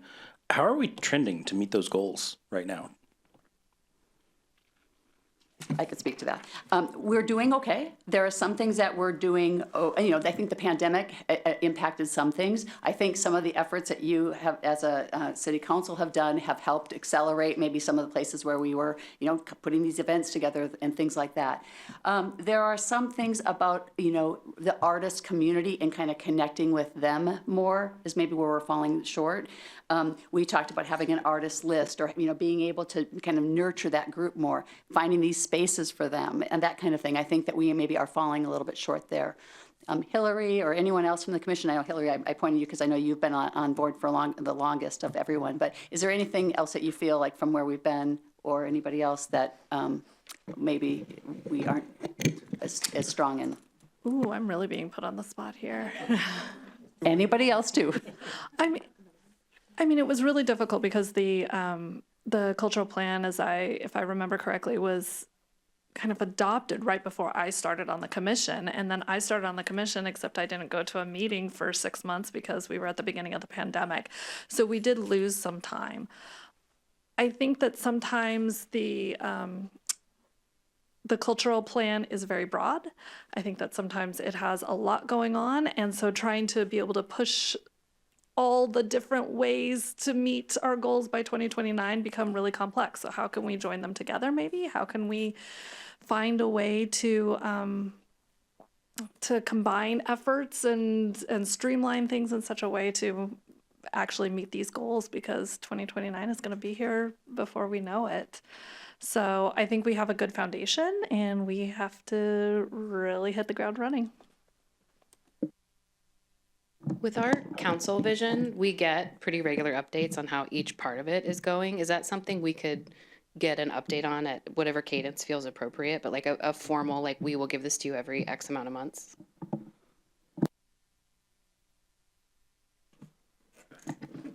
Oh, absolutely. I mean, I think what we were wanting to do is not make sure, like, we just wanted to understand what's that right cadence. So we are happy to come and see you as often as you'd like to see us. So, at one point, when I first started, I believe we had a city council member that was part of that would come to the Arts Commission meetings. That was in the very beginning. So there was a little bit more of connection in that regard. But then I think there were also the public meeting updates that were done sometimes as well. Kylie, I think maybe you and Katrina maybe did some of that. Is that right? But we definitely would like to get on a more frequent cadence, and so it's great to hear that you welcome that as well. So you'll see more of us, I promise. I have one more question on the 1% for public art. Like, I remember when we were having those conversations around the fire station, there were a few things that I had questions on. Like, it's 1%, but it's 1% of very specific parts of the project, and it's not 1% of the project. And the other main question I had is, a lot of buildings go in that we aren't necessarily trying to draw people to the community into. Like we don't host large regular events at the fire station. Like, it is a place for people to get work done primarily. And then the 4th of July, we do things a little different. But is there a way through the 1% for the arts that we could create like an inventory of projects or locations that we would like to see art, so that we're prepared when a building goes in and we can put something in that like we know like the community would benefit the most from having something over here instead of something on a public building where people aren't always going to go? Is that... Yeah. Before we get to the second part of that, I would like to say that other jurisdictions do their 1% for the arts differently. So I just want to throw this out here, is that some people or some jurisdictions also include below ground construction in their 1% for the arts. Other businesses or other builders have also said, we like this idea. We want people to come and want to rent from our building. So we're just going to go ahead and do 1% for the art. So some places are moving to having 1% for the art for every piece of construction. Just want to throw that out there. What was the second part? The inventory of projects, so like 1%. I think that would be great. Cool. And then Nick and Danae, correct me if I'm wrong, but the money that we currently have in our 1% budget can be applied to any designated location. It doesn't have to go at a new building facility. We have money in that budget right now, and we're trying to figure out where's that right place for us to have a public art project. So that's definitely something we should be discussing more. And like these ideas about bringing the community together, I think we would all love to do that. But it's like finding that perfect location for us to do this. But we do have funds that we could start to apply toward that. Would love to see more art in Snohomish County. By necessary facts of what's been built and where in the city, I see why public art is more King County heavy, but I'm just gonna throw that out there. Turns out we have a lot of residents in Snohomish County too, and they like art, and they should get to see art also. Yeah.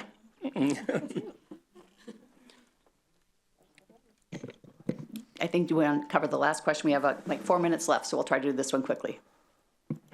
All right, so have you noted any best practices during other study sessions with boards and commissions that the Art Commission should adopt too? One of the things that Planning Commission does is they have a regularly standing thing at the end of their meetings to just ask if there's anything that needs to be brought up to council. So oftentimes when there's something that one of us thinks of that need to be brought to council, we might make a note of it and then bring it up during a standing portion of our meeting. And so that might be a helpful way to kind of regularly check. Sometimes nothing needs to be brought up, but other times it's an opportunity to sort of like regularly engage. Is there anything else you want to ask us? We've asked all the questions tonight, but is there anything else you want to ask us in the limited time we have? Were you about to say something?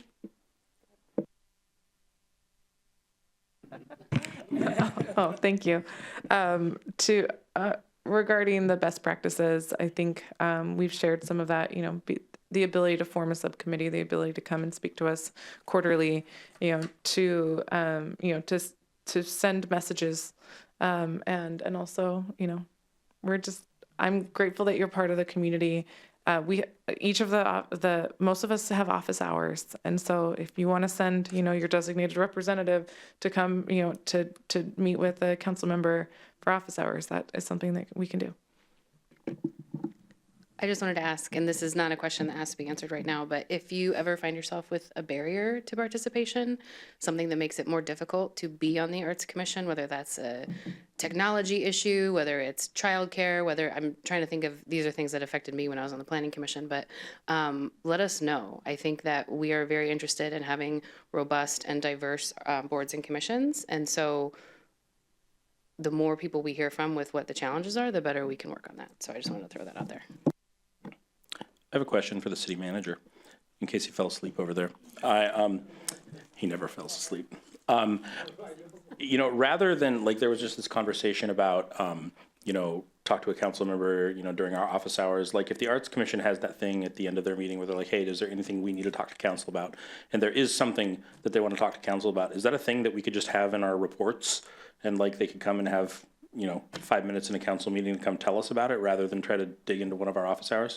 Well, I think as Parks Director Stroop noted, that is part of your agenda. So yes, okay. They would be able to come to a council meeting and provide an update. We would always I know the regular updates, but if there is something that they specifically want to say, in one time, of the same. Yeah, I mean, cool.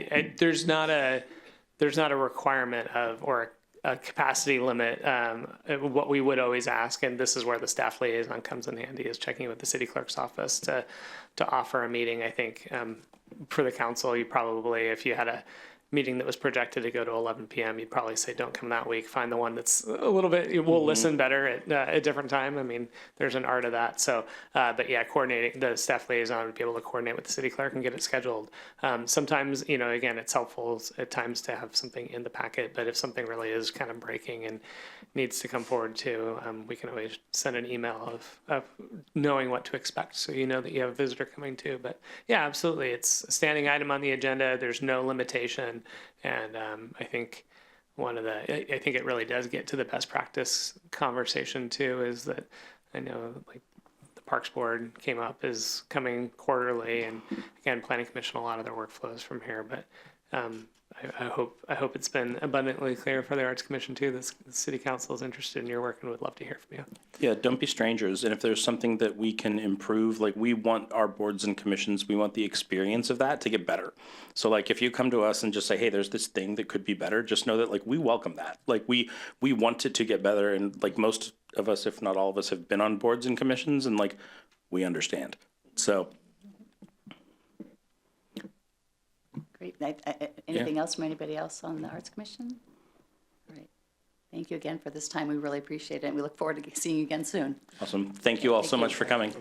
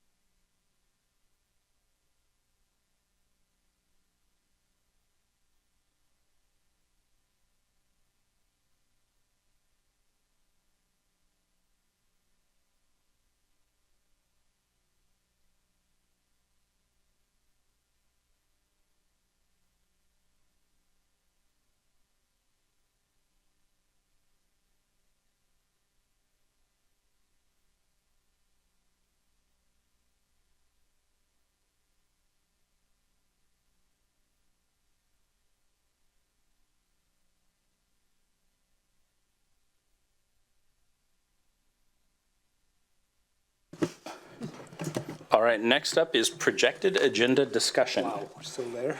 Yep.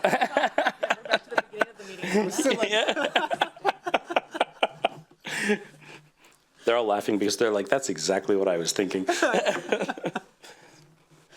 All right, I'm going to call that a no. And I would love a motion to approve the consent agenda. Councilmember Dodd. I would like to move to approve the consent agenda. Second. I have a motion from Councilmember Dodd and a second from Councilmember Curd to approve the consent agenda. Would anybody like to speak to the motion? City Clerk? Move it along. Yeah. Oh, that's true. Thank you. Please say yes or no when I call your name. Councilmember Zorn? Yes. Mayor Thompson? Yes. Councilmember Alders? Yes. Councilmember Curd? Yes. Councilmember Ranky? Yes. Councilmember Dodd? Yes. Deputy Mayor Alcabra? Yes. Passes 7-0. Fantastic. Moving on to ordinances and resolutions. We have Phase 2 Comprehensive Plan Code updates. Agenda Bill 25125. City Manager? Thank you, Mayor. Deputy Mayor, I'll just also note that we're actually 7 minutes ahead of the projected agenda, so that's pretty good news. Wow. Now probably only 6. Yeah. No. Nice. Not bad, not bad. Council members, you have been considering a set of code updates here for the last few months. A lot of this came out of the comprehensive plan discussions as well. So things that needed to go in the code. You've had a study session, you've had a public hearing, and tonight is the opportunity to consider adoption of the series of code updates you'll see in your packet. You have 7 attachments because there's that many different sections. With all of that being said, we do have a brief refresher of what's before you tonight. I'm going to turn things over to our Deputy Community Development Director and Planner Jacqueline Sampson to lead off on the conversation. Thank you, City Manager. Good evening, Council, Mayor, Deputy Mayor. It's great to be back, wrapping up this project. Jacqueline's going to walk through quickly, just a refresher, just to make sure we're all on the same page with where we left off last time at the public hearing, and move us forward with this wrap up. All right. Hello, everyone. Today we are considering and vote on the proposed Phase 2 Comprehensive Plan Code updates for final adoption. So just a little overview of the Phase 2 code updates. For starters, we have the neighborhood scale commercial. So these proposed options were in response to the 2024 comprehensive plan, which encourages small scale retail and services throughout the city. To guide this work, we use the Department of Commerce's guidelines as well as input from Planning Commission. The proposed changes, those include a definition within the Bothell Municipal Code 1102060, which defines neighborhood scale commercial, as well as new standards within the permitted use section of the Bothell Municipal Code. For parking, since 2022, the city has been interested in removing off-street parking requirements. This effort was accelerated with the passage of Senate Bill 5184, signed by the governor on May 7, 2025, which prompted a fresh look at how we want to regulate parking. And City Council has consistently shown interest in removing parking minimums, and so these new code updates reflect that. So these include eliminating off-street parking minimums, as well as updating the related requirements for bicycle parking and rideshare parking. For maximum building coverage, as of January 1st, 2025, the city updated its development regulations to support new zoning and land use goals by increasing maximum allowed building and hard surface coverage. City Council approved the Planning Commission's recommendation to eliminate maximum building coverage and regulate solely through maximum hard surface coverage. This change makes the code easier to apply, increases flexibility for projects, as well as streamlines the review process. So there are multiple code sections that are affected by this. That's included within your packet. And then lastly, we have a couple different administrative amendments. For starters, we have the variance criteria. We clarified language and removed redundant references to shoreline regulations. For private docketing process, we updated procedures and decision-making criteria for submitting and reviewing private docketing requests. And for net buildable area, we updated procedures and decision-making criteria for submitting and reviewing for net buildable area, we simply just, we added a new definition added to support density calculations. All right, so for council action, again, we want to consider and vote on the proposed Phase 2 comprehensive plan code updates. So we turn it back to you, Mayor Thompson, to proceed.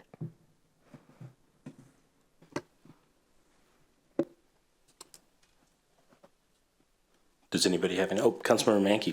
Thank you, Mayor. I have a question on the elimination of minimum parking.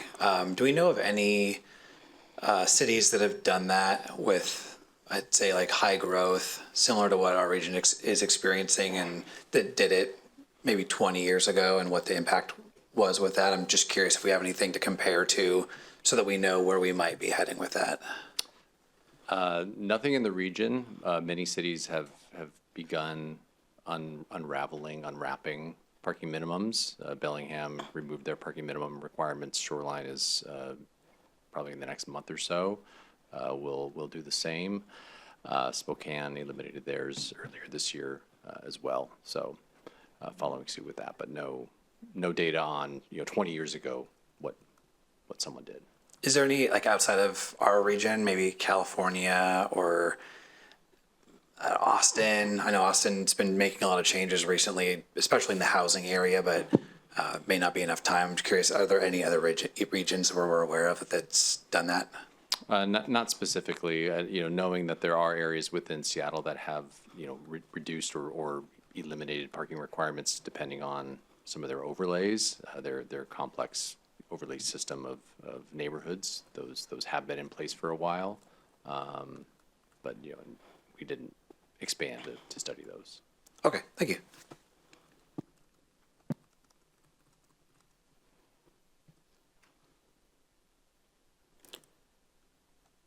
Anybody else? Should I say something and then call for a motion? That's a good point. I would be more than happy to accept a motion. Councilmember Dodd. I'd like to move the recommended action. Second. I have a motion from Councilmember Dodd and a second from Councilmember Alders to move the recommended actions, which is to adopt the final ordinances for the proposed Phase 2 Comprehensive Plan Code updates. Would anybody like to speak to the motion? Councilmember Mankey. Thank you, Mayor. I recognize this is largely symbolic because I think the votes are here.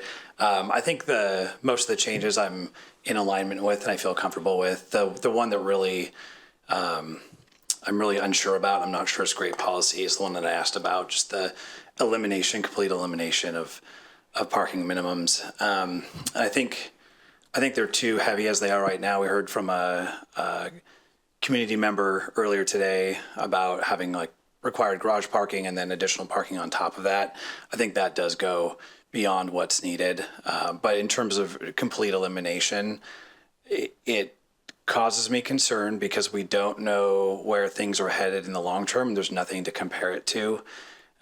We could have mobile vehicles that are autonomous like Waymo and the others, and that's the main transportation method, or we could still be driving cars 40, 50 years from now and need that space. And when you look at parking that's in existence, you can build on top of parking that's in existence today, but you can't create new parking where there is no parking. So going backwards to create it in the future is problematic. And I think when we look at the elimination of that and then starting to mandate bicycle parking and justifying it in the packet on page 135, it says these regulations ensure adequate short-term and long-term bicycle parking based on demand generated by the use categories. It doesn't sit right with me as good policy to remove the main mode of transportation parking requirements and then implement a lesser used mandatory parking requirements. I understand why we want to do that. I'm not against implementing mandatory bicycle parking. I think if it helps the environment and people are doing it, we should have facilities to accommodate that. But to say that developers will build enough parking for the use case for vehicles, but then say that they won't for bikes, it doesn't sit right with me. So unfortunately, I'm going to have to be a no tonight on this agenda item, even though I think a lot of what's in here is good and is in the right direction.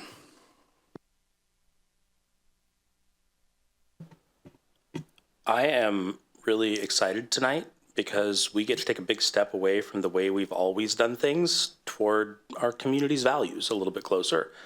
And the mechanics of parking minimums essentially tax new housing and new businesses that we say we really want, and we use that tax toward building something that creates more traffic and more pollution. And I've had thousands of conversations with Bothell residents over the last few years, and I've never had a single person say, do you know what we need? More traffic and more pollution.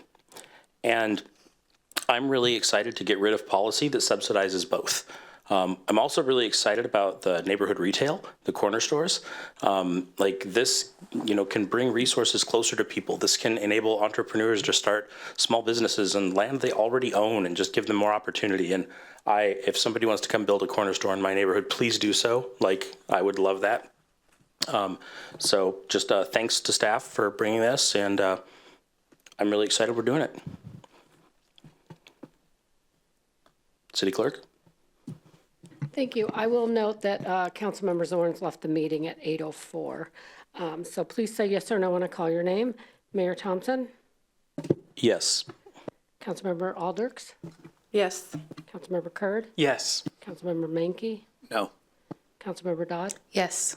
Deputy Mayor Alcabra? Yes. Passes 5-1 with Councilmember Zorns absent and excused. Thank you, and thank you guys. Appreciate your help. All right, next up, we have Agenda Bill 25126, the Mental and Behavioral Health Services Contract. City Manager. Thank you, Mayor. And yes, another item for action tonight. Before you is a resolution for consideration related to mental and behavioral health services. Council has heard about this initiative a few times, as well as the Human Services Committee.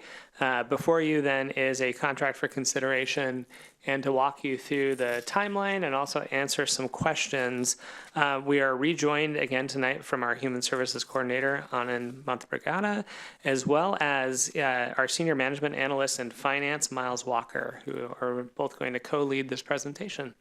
With that, I'll turn it over to our team. Thank you, City Manager. Good evening, Mayor, Deputy Mayor, and Council members. My name is Anand Mantri Pragada, and I'm the Human Services Coordinator for our city, and today I'm co-presenting alongside.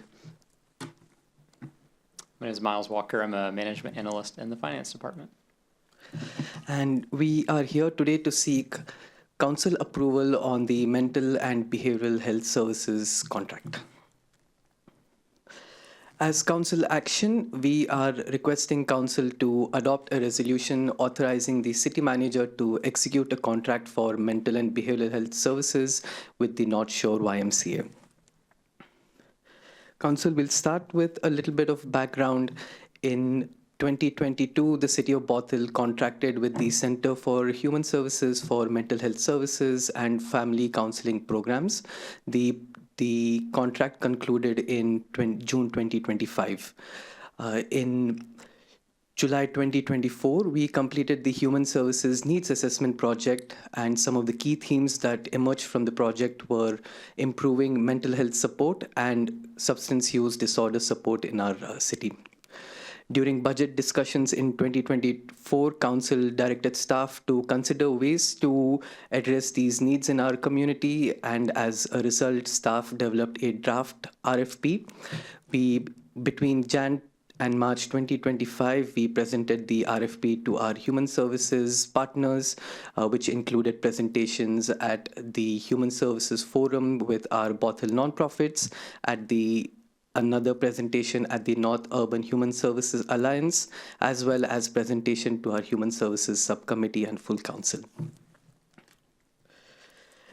In May 2025, we presented the draft contract to our Human Services Subcommittee for feedback, and in the same month, Council also approved staff recommendations for appropriating the city's opioid settlement funds, which partially funds the contract.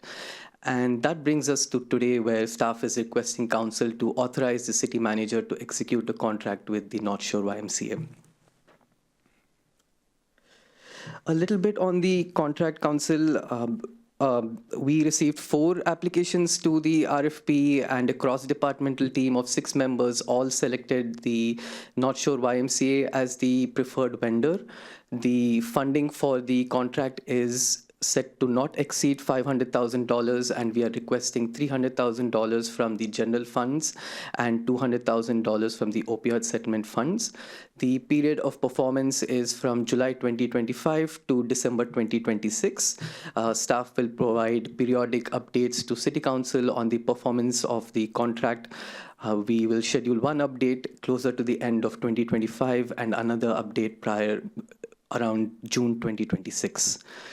The scope of work will include behavioral and mental health services, a mini community resource center, and a benefits navigator.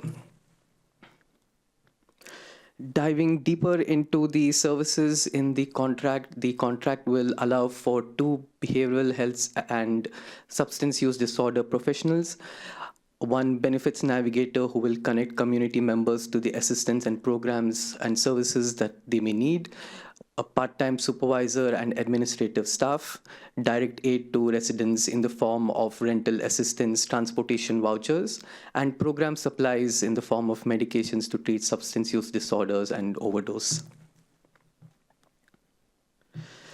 Lastly, as Council action, we are requesting the Council to adopt a resolution authorizing the City Manager to execute a contract for mental and behavioral health services with the North Shore YMCA. And we'll now welcome any questions you may have. Councilmember Alders. Thank you, Mayor. Thank you for bringing this forward to us and all of the work that it went into, the RFP process and evaluating and developing this contract. One question that I have is when we previously did this with Center for Human Services, they were also providing some student contact in schools. Would this contract do that as well? Or is the city still having some kind of like mental health support in schools through this contract? Thank you. Councilmember, we created this RFP specifically to strategically target what we heard from our community in the human services needs assessment. So at this moment, we don't have any school-based therapy in this contract. Thanks for the clarification. Councilmember Mankey. Thank you, Mayor. I asked this question earlier this week just to get more information, but I think it'd be helpful for the community to know if we have a certain pot of money from the opioid settlement, why we're choosing or why we are allocating a partial portion of that to this and partial from the general fund versus just using the entire opioid settlement funds to cover it. I think it's an interesting answer, so I just would love for the community to know what that is. Yes, so we want to use as much opioid settlement funds for this as possible. So that was just our estimate based on the scope of work with the contract. But the opioid settlement funds are pretty heavily restricted for specific uses. And it did overlap with what the community needs assessment realized, but not 100%. So that is just our initial estimate going in. But we will allocate to opioid funds first if we can. And if we can't, then it'll go to general fund. Great, thank you. I think this is a very helpful service we're providing to the community. I noticed the contract amount is not insignificant, and as we're looking beyond 2026, I won't be here for that discussion, but I think it'd be helpful for council and the city to consider a regional model similar to what we're doing with RACER, so that we're making sure we're able to fund those services and maybe pool with other like cities to be as efficient as we can and serve as many people as we can. So thank you. Deputy Mayor. Thank you, Mayor. Thank you, guys. This is very exciting. Looking forward to continuing our. Now we have data about the needs in our community. So now we're actually producing solutions to solve some of those problems.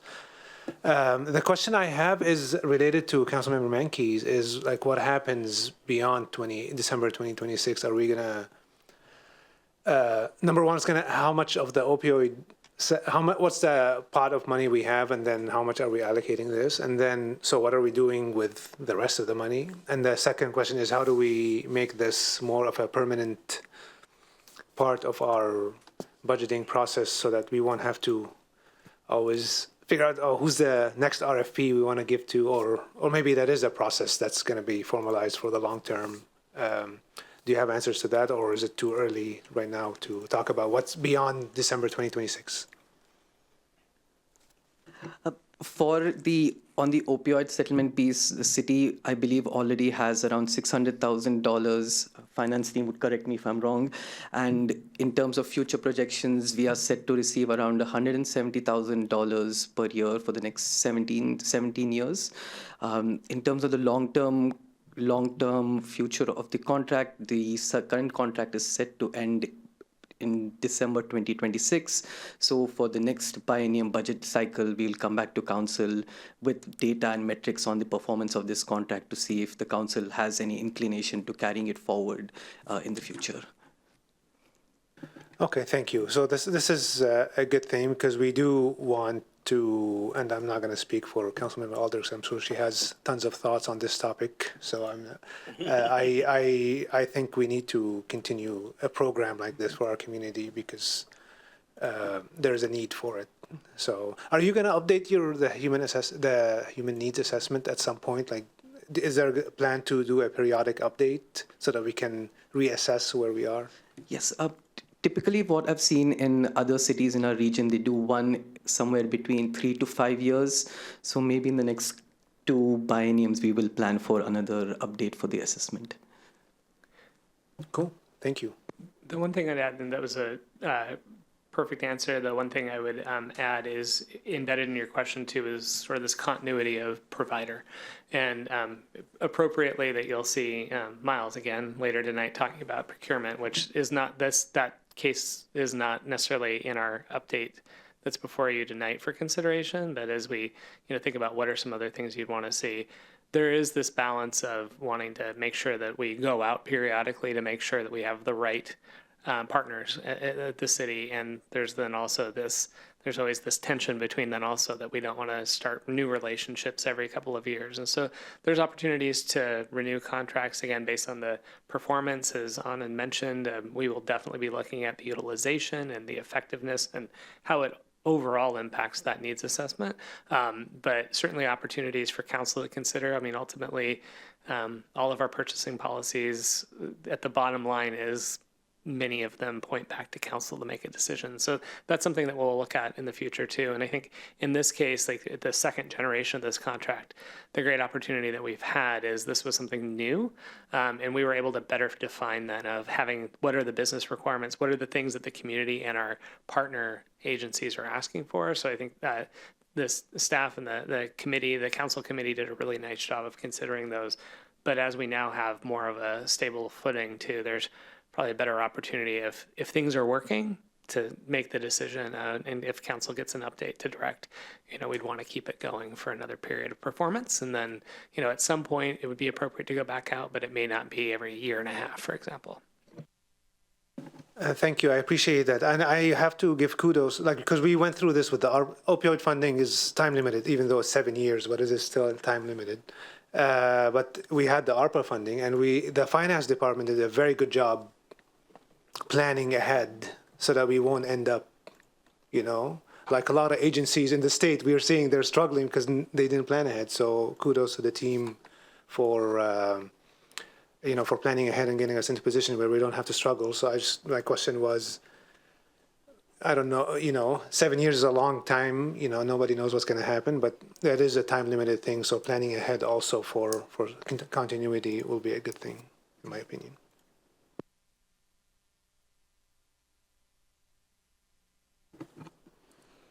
Can I move the recommended action? Please do. All right. I'm going to read it for you. How's that? I move to adopt a resolution authorizing the city manager to execute a contract for mental and behavioral health services with the North Shore YMCA. Second.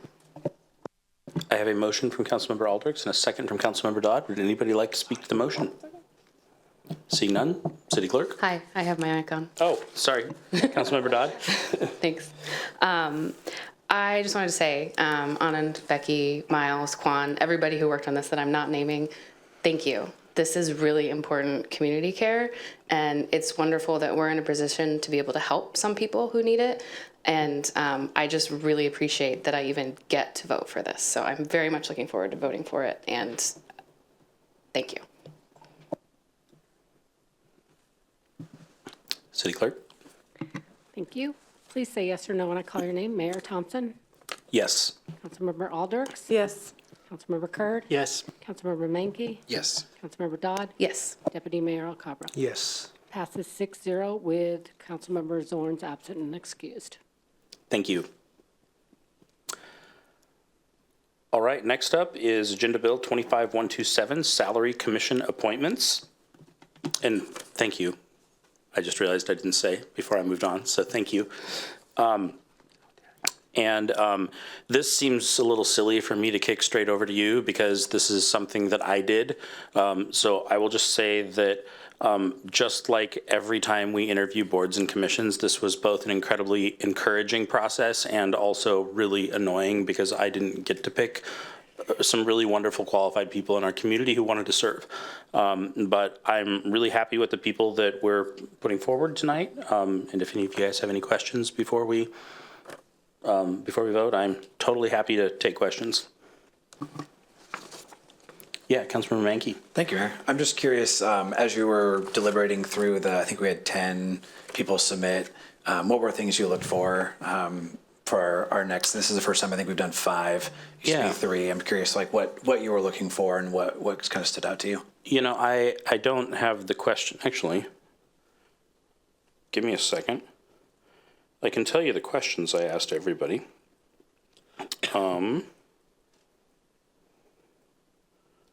In theory. Oh, just I said, so tell me a little bit about yourself and why you're interested in being on the Salary Commission. How do you see council pay and benefits as affecting the future of Bothell?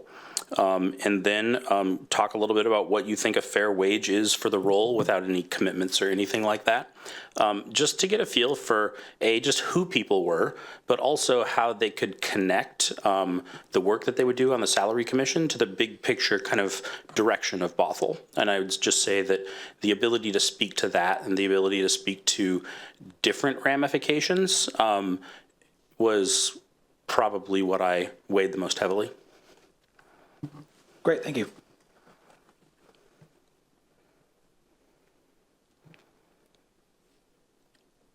Councilmember Dodd, Would you like a motion? please. I move to approve Mayor Thompson's appointments to the 2025 Salary Commission. I second. I have a motion from Councilmember Dodd and a second from Councilmember Curd. Would anybody like to speak to the motion? City Clerk? Thank you. Please say yes or no when I call your name. Mayor Thompson, Yes. Councilmember Alders, Yes. Councilmember Curd, Yes. Councilmember Menke, Yes. Councilmember Dodd, Yes. Deputy Mayor Alcabra. Yes. Passes 6-0 with Councilmember DeZorn's absent and excused, and we will notify the applicants tomorrow. Thank you very much, City Clerk. All right. It's 8:31. Is 9 minutes enough?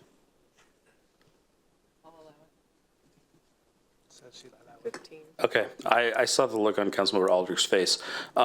We will reconvene at 8:45.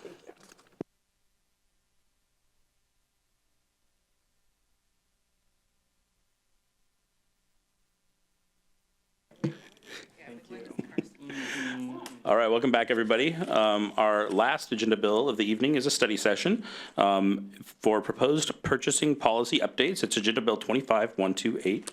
City Manager.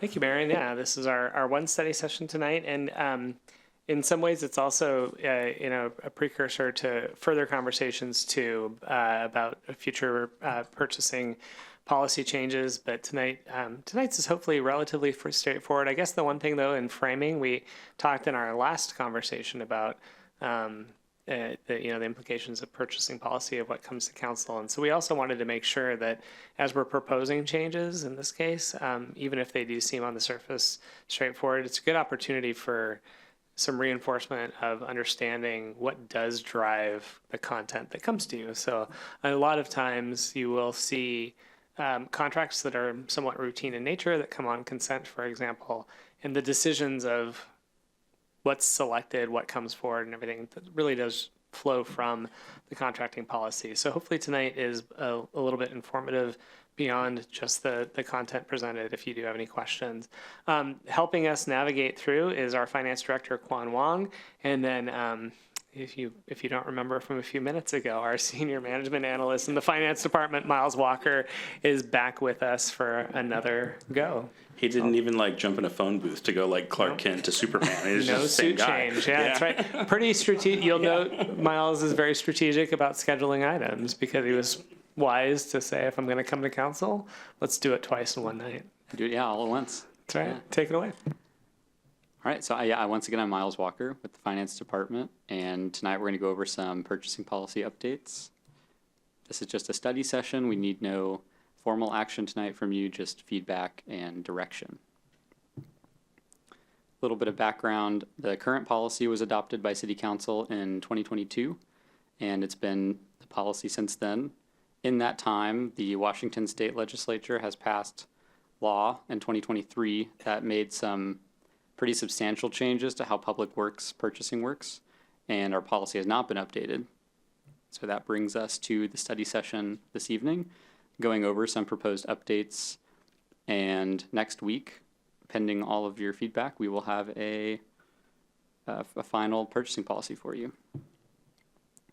So just to go over the changes tonight, there's two main categories. There's the public works purchasing, which is bringing our public works section of the policy to align with the laws that I mentioned that have passed since the current policy was adopted.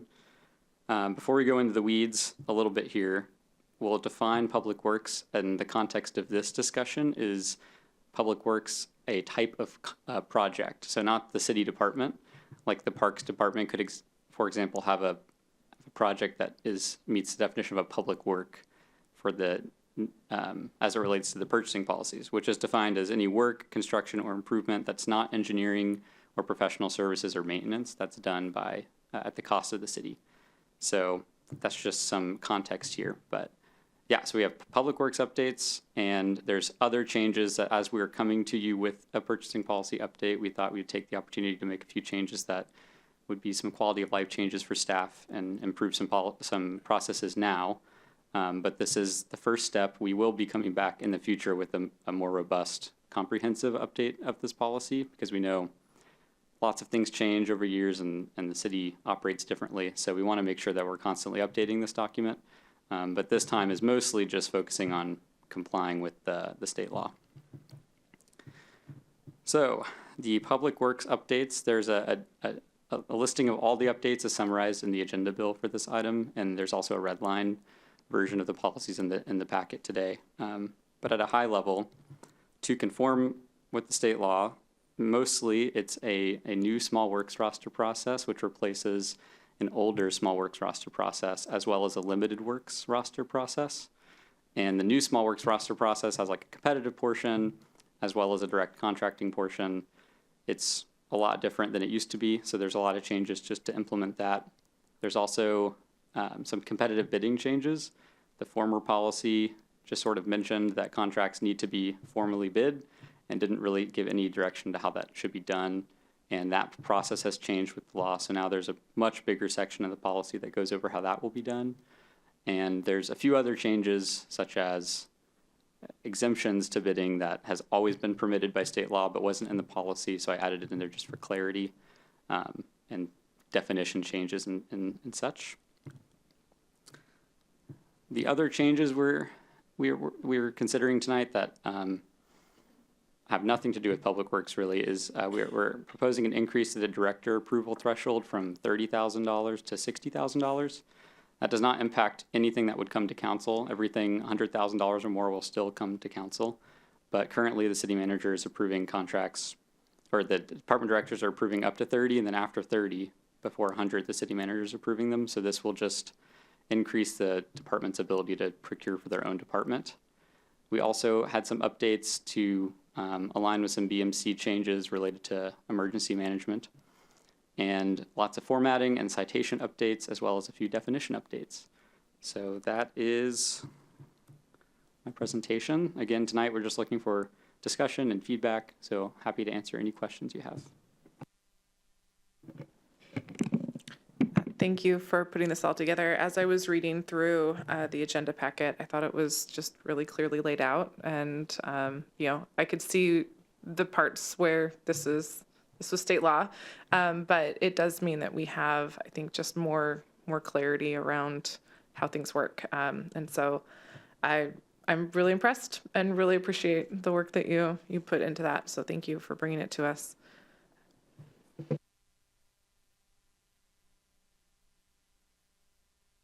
Okay, I have some questions.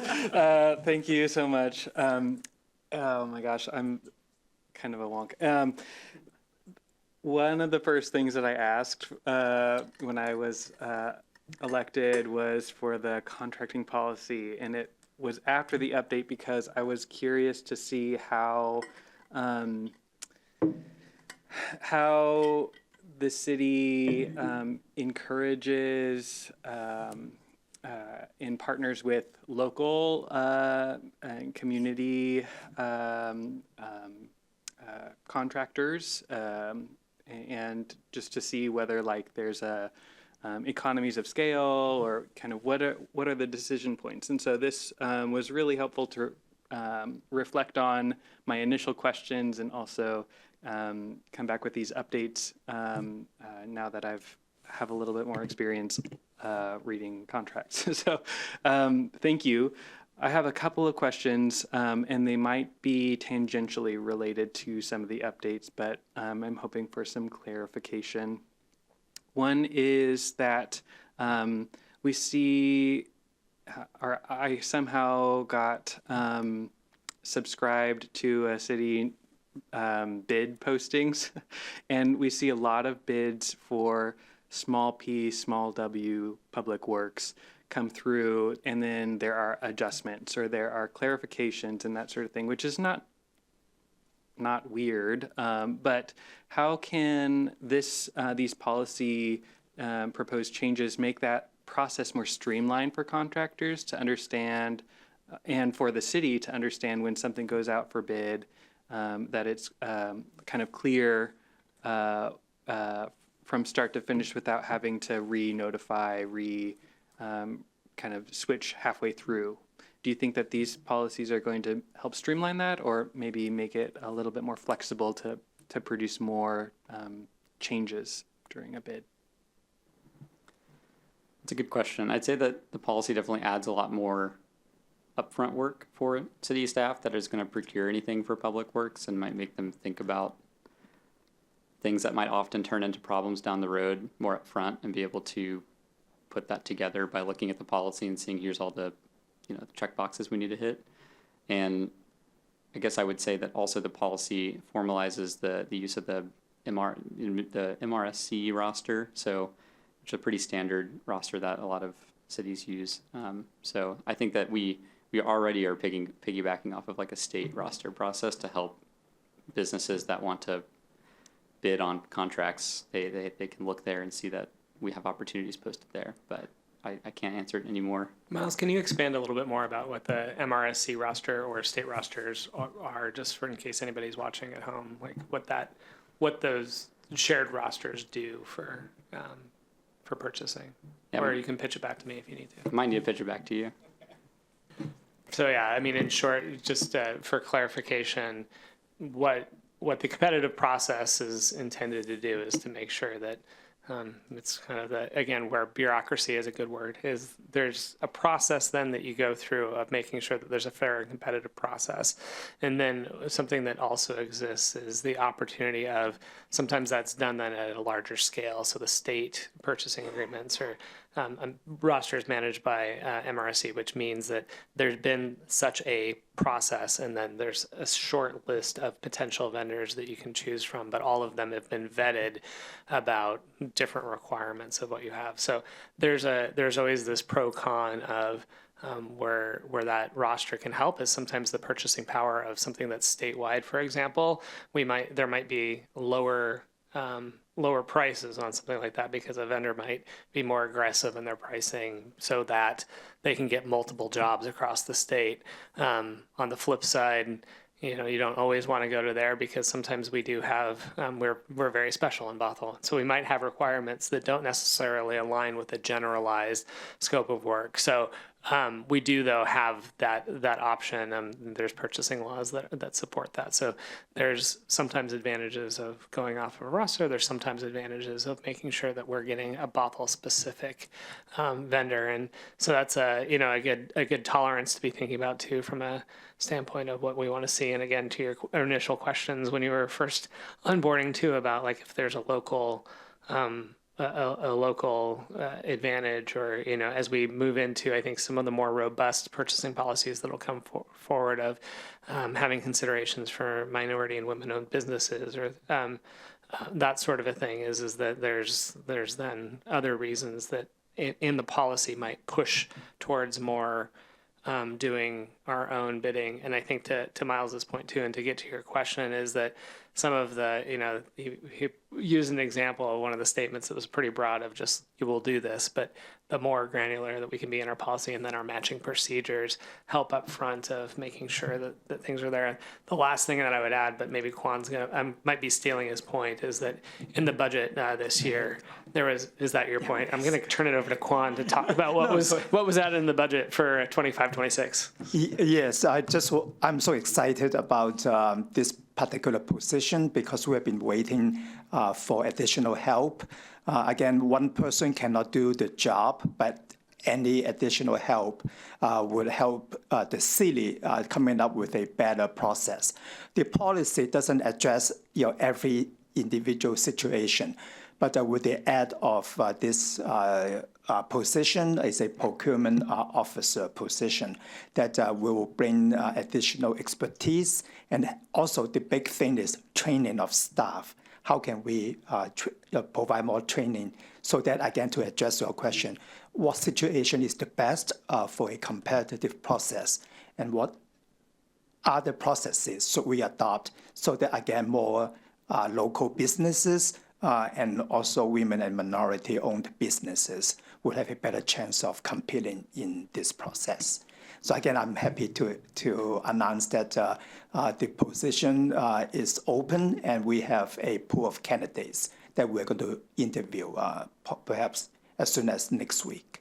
That's awesome. That's really Yes. good to hear. I'm excited for that too. And the procurement officer might be able to, hiring a procurement officer might be able to solve some of this next question, but for competitive bids, I noticed in the red line that there's the award that the city must award the contract to the lowest responsible bidder. Are there any disqualifying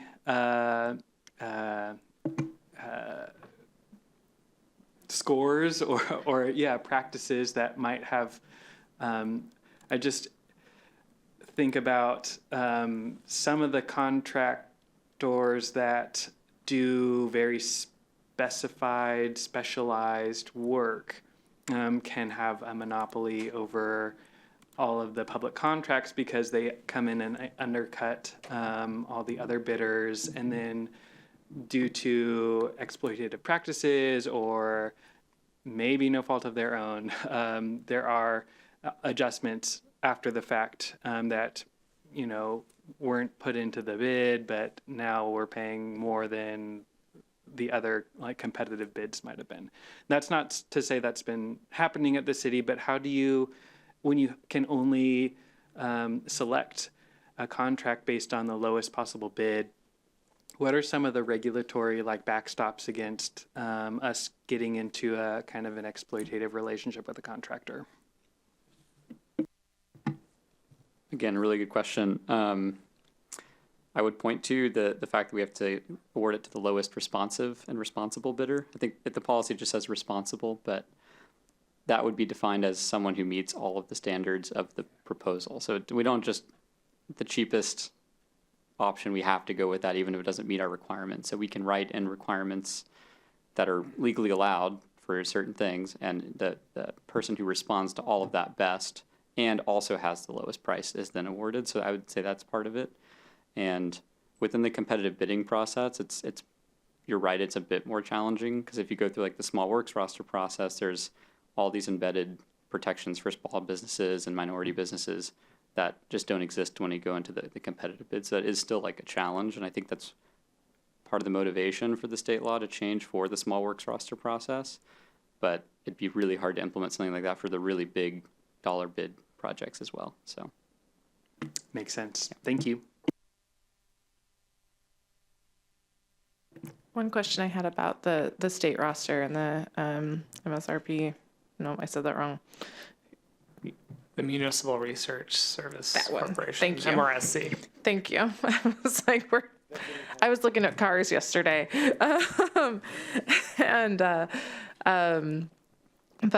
if I understand correctly, on those rosters, you also will see representation from women and minority and veteran-owned businesses, and so even though there's these long lists, I don't know how long, but lists available from the state and other, public agencies, that there is representation there. And so it's not like you have to maintain a separate list to ensure, diversity in hiring, but it's kind of combined in one, and you can find those opportunities there. Yeah. Yeah, that's correct. Yeah, just for the recording, concur. No questions from me. I just wanted to express my appreciation for doing this work. I know sometimes updating policy documents is not the most glamorous or fun, exciting work to do, but it is important in helping to have clear policy so we all operate the same way. We're compliant with the law, and I think having the procurement person here as well coming in is really great. Being a smaller city that has grown into a mid-sized city, we're ready for that. There's a lot of value in that person. In my day job, I do a little bit of work with that person, and I 100% value their advice and their guidance, and things go better when you work with somebody with that specialty. So glad we're doing that, and thank you again for your work. I think the updates you've made make sense, and I have no concerns. Same.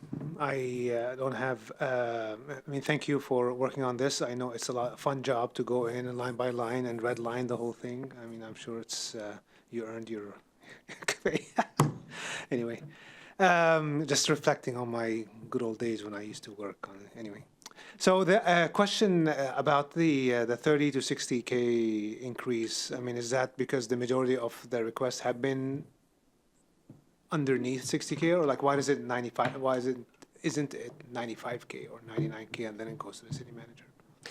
Yeah, I mean, I'll take it if it helps. So, you know, I think as I've been reflecting on it since I came in, this is a question that I flagged pretty early in my tenure, because there's actually then some of the contracts too that actually there was no $30,000 threshold. So we're really aligning it to where department discretion is 60. What I look at it as is we look at the cost of projects. I think the intended of the last time there was an update of how much of a discretion there was within the department and the department work. You know, there has been inflationary factors and things are a little bit more. And then also, I think based on some of the values and expectations that we have of department directors to be thinking holistically of the city and how we develop the budget together, it made sense to increase that authority, knowing that they still have a city manager that's going to ask them a ton of questions. So looking at that and thinking about some of the delays at times of routing process and that sort of thing of kicking it up to the city manager, we picked the number that we looked at what are other some of our other peer organizations doing, what's kind of that threshold.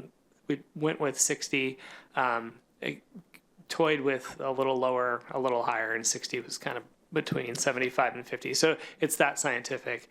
At the same time then too, as Miles mentioned, what we haven't done is come to council and say to increase that overall threshold. So there's still that window. I think how I looked at it is philosophically, I like to keep oversight with city manager for contracts that are, number one, right up to the threshold of what goes to council, because then we don't have a plague of contracts that are $99,000 contracts.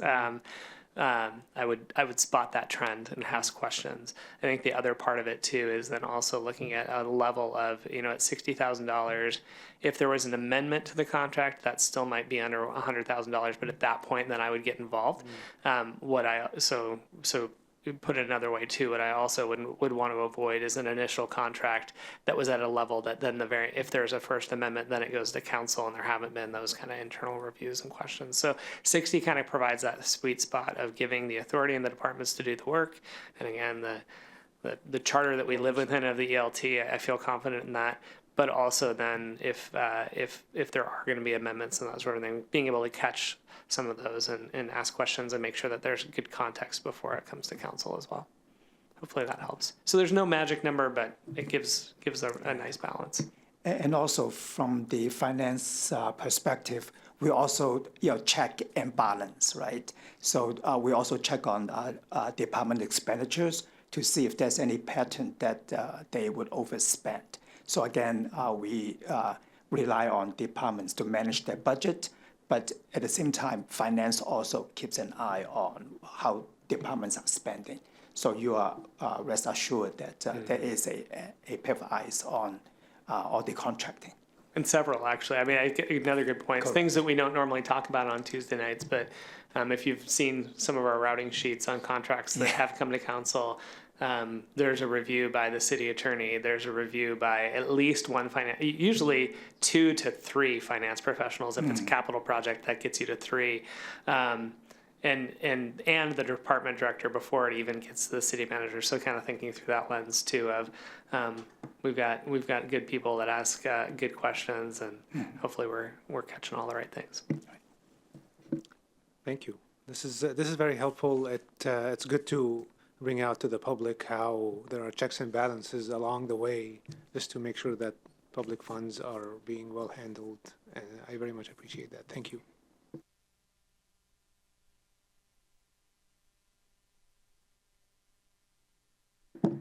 the mayor asked me if I was going to talk, and I said, Quan answered my question already. And Jenny said, say that. So there it is. The reason I asked you if you were going to talk is because the only thing I was going to say is if Councilmember Curd's happy, I'm happy.